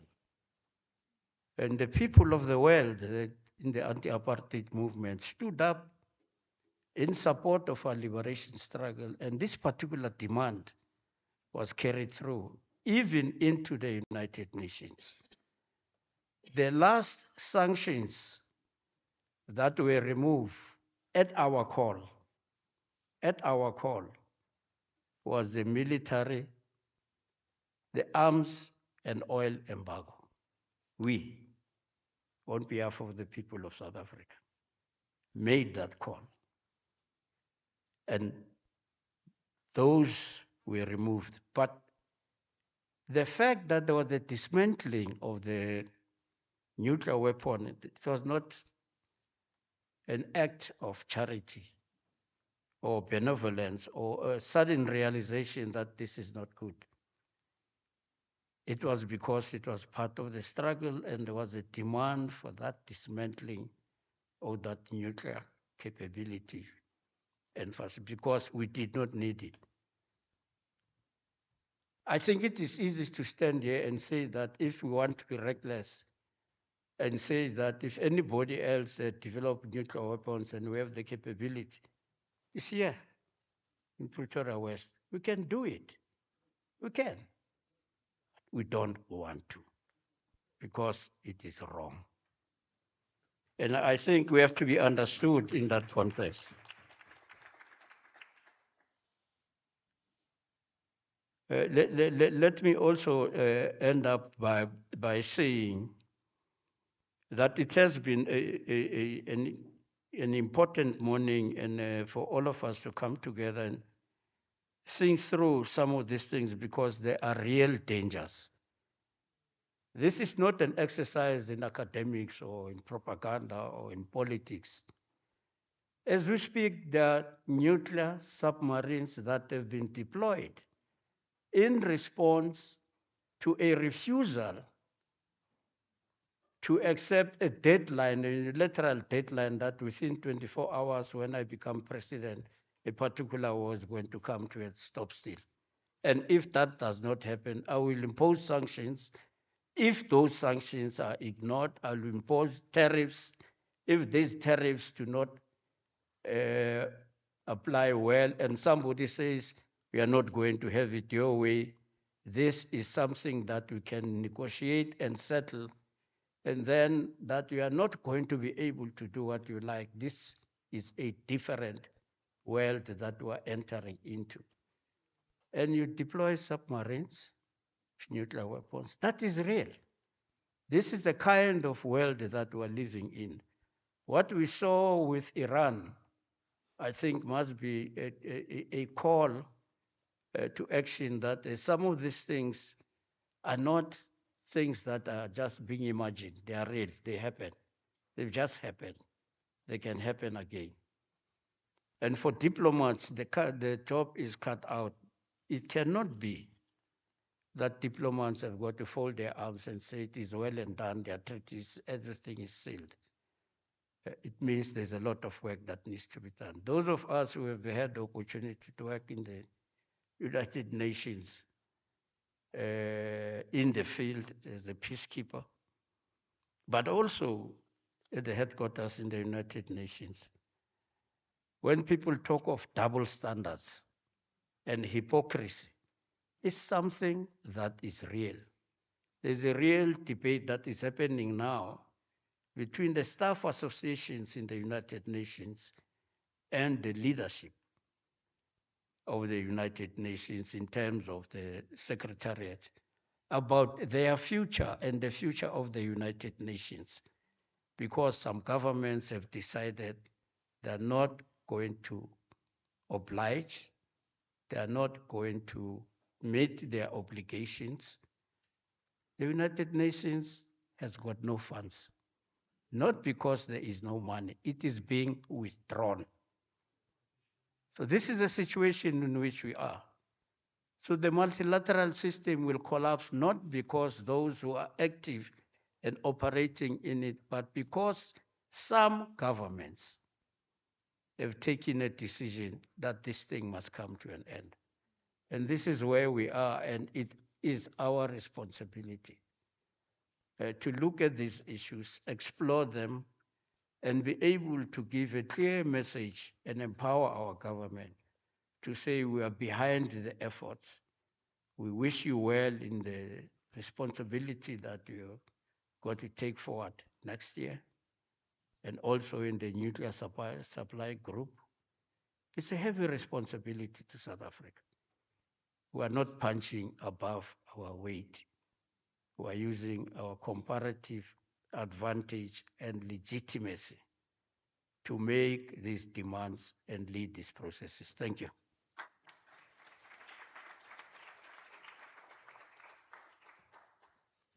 Thank you, thank you, thank you indeed to both. Let's give them together a round of applause.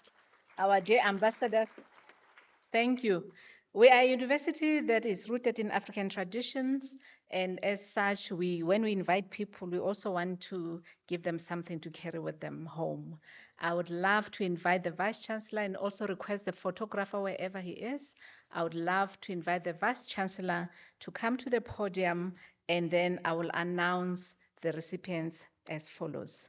I would love to invite the Deputy Minister to join the Vice-Chancellor in order to receive a small token of our appreciation for coming and speaking and clearly articulating the South African position on this very difficult and complex matter.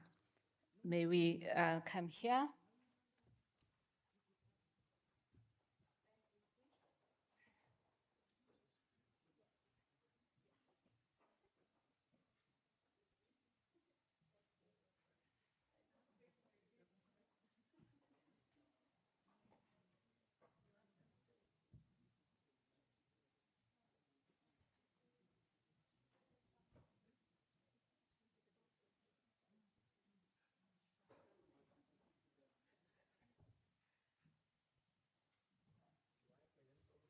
Yes.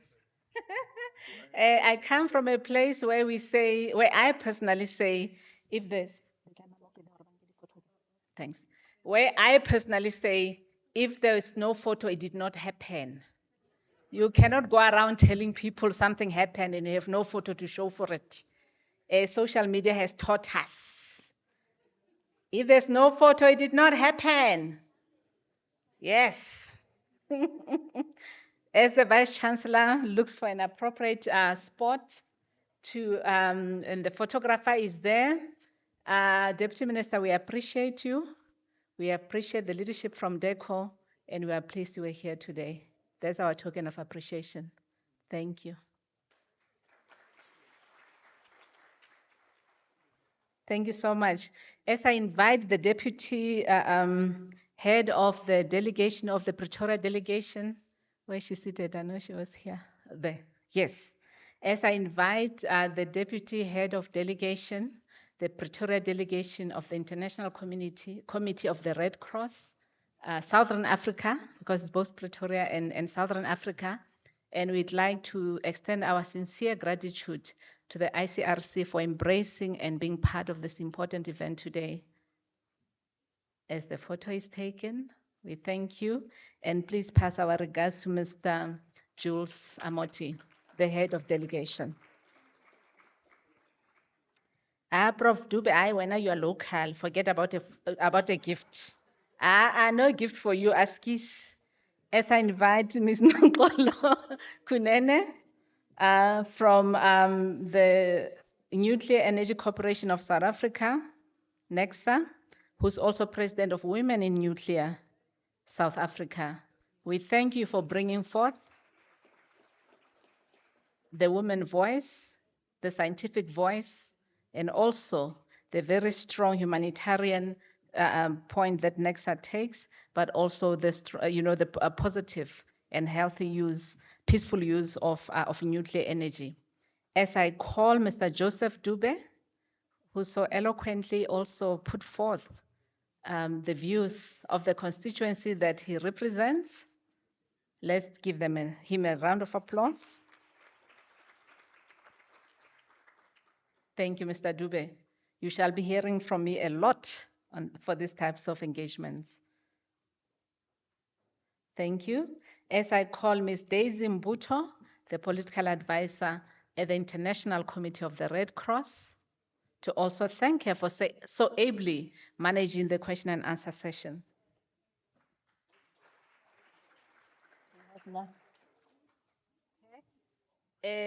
Thank you. 32. As I invite our ambassadors in residence to receive, I know you are part of us, but I don't think we've ever gifted you. And you have no obligation to declare in any book in Parliament or any place that you receive this gift. Please, Ambassador Diseko, please go forth and receive. We are making the exception. Normally, we don't give to Unisa people, but they're in a special category of their own. Thank you so much. As we thank Ambassador Diseko, and after her, and of course, that beautiful hug of women in black. It's not only boys in black, we have women in black. Boys to men and men in black, you know. And we invite Ambassador Nhlapo as well, our elder, who never says no as well to anything and everything that Unisa asks him to do for many years, many years, actually. It was such a no-brainer to invite him for this role because he's been around Unisa for many years. Thank you so much. And as I invite, and then who will immediately take the podium after receiving, who's going to deliver the vote of thanks, but we start by gifting him. We are going to invite Mr. Zahir Laha to receive the gift, just so we conclude this part of the photos. And then you come straight to the podium afterwards. Thank you so much. We thank you.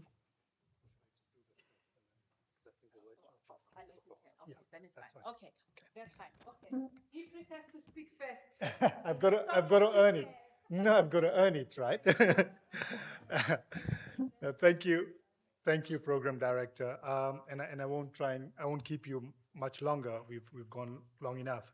Program Director, Deputy Minister, Vice-Chancellor, Excellencies, ladies and gentlemen. On behalf of the Department of International Relations and Cooperation, DIRCO, I wish to thank the University of South Africa, its Vice-Chancellor, Professor Puleng LenkaBula, and Dr. Maureen Tong for their collaboration in hosting this seminar. As DIRCO, we look forward to further collaboration with Unisa on key international relations matters. Discourse on these issues are necessary, as we have seen from the questions that have been raised, as well as the interest in this meeting.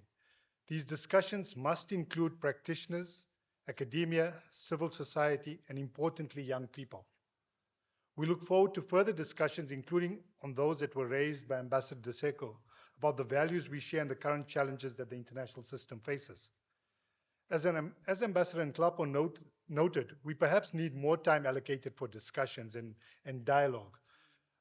Dr. Tong, as we look forward to arranging future seminars, perhaps that's what we need to consider. How do we arrange and facilitate discussions where we can have more interaction?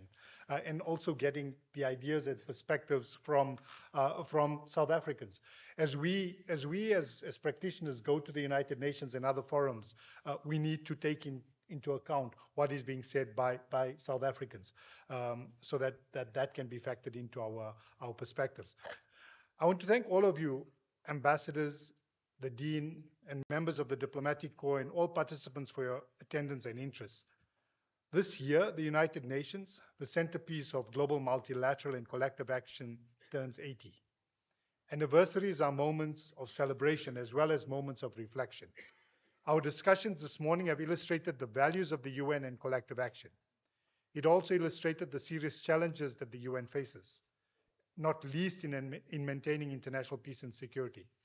The first lines of the UN Charter are that we are determined to save succeeding generations from the scourge of war. Are we doing this? Are we living up to this? Clearly not. When we see the conflicts all over the world, as we see in Sudan, Gaza, and Ukraine. Colleagues, as we conclude, I want to paraphrase Shakespeare, who said that the past is a prologue for the future. Today is the anniversary of the first use of the nuclear bomb. Have we learned from the past? We are all aware of the catastrophic effects of nuclear war, yet some states persist in relying on nuclear weapons for their security. Today's discussion has considered what we should be doing to avoid the mistakes of the past and avert the use of such an abominable weapon again. As we conclude, let us recall the words of UN Secretary General Antonio Guterres, who said, "Today, humanity is just one misunderstanding, one miscalculation away from nuclear annihilation." I leave you with these words not to scare you, but rather to motivate us all to strive towards working towards a world free of nuclear weapons. So I thank you, and we look forward to participating in future discussions with you. Thank you.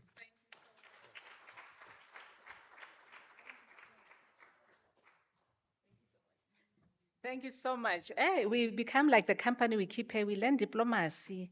You speak first and receive the gift after. So we are learning indeed. Thank you so much. Thank you so much, Mr. Laha. Absolutely, absolutely. As I invite the Vice-Chancellor to return to the podium to thank him. And thank you indeed. As we continue to collaborate, to give him thanks. As we continue to collaborate with DIRCO, we are absolutely, absolutely open as a university from a thought leadership perspective to be guided by DIRCO in terms of how best we can be able to address these matters and to also ensure that the voice of South Africans is able to be carried. And indeed, this is also the whole point of these platforms, to give South Africans an opportunity to engage with the government, with diplomacy, to say from our perspective, this is what we think. And this is the whole point. Thank you so much. As I invite the Vice-Chancellor to get closer to the space where she can... You wanted to say? Okay, sorry. VC wanted to say something first. Okay, thank you so much. As we, Mr. Laha will certainly show he was at the event. He has a photo to prove it. Thank you so much. Thank you. And the Vice-Chancellor has something to say.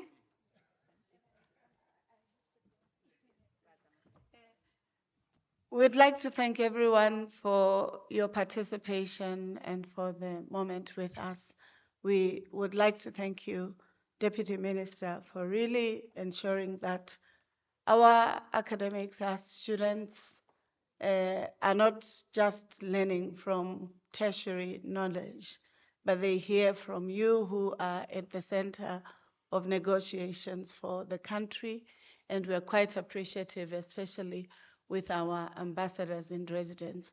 I have just one announcement to make, and I think this announcement is quite important because it also says the lessons from this interaction or dialogue are important for the future imagination of our country.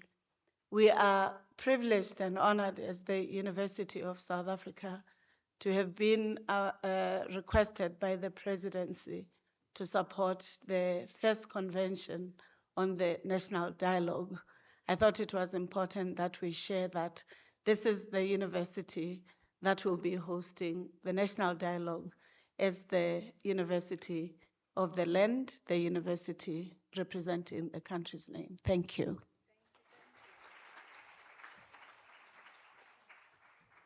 Thank you, VC. Thank you indeed. Ladies and gentlemen, that then leaves me to thank every single one of you for coming, for participating, for being with us. The room is still 90% full like when we started. And for me, that speaks to the importance that you attach to the topic, to the engagement, to being here and wanting to contribute to this conversation. May we give the audience please give yourselves a round of applause. We thank you most sincerely for coming. May I learned something also that somebody said we could also do. Could I ask everyone to raise their hand and go like this and say, well done?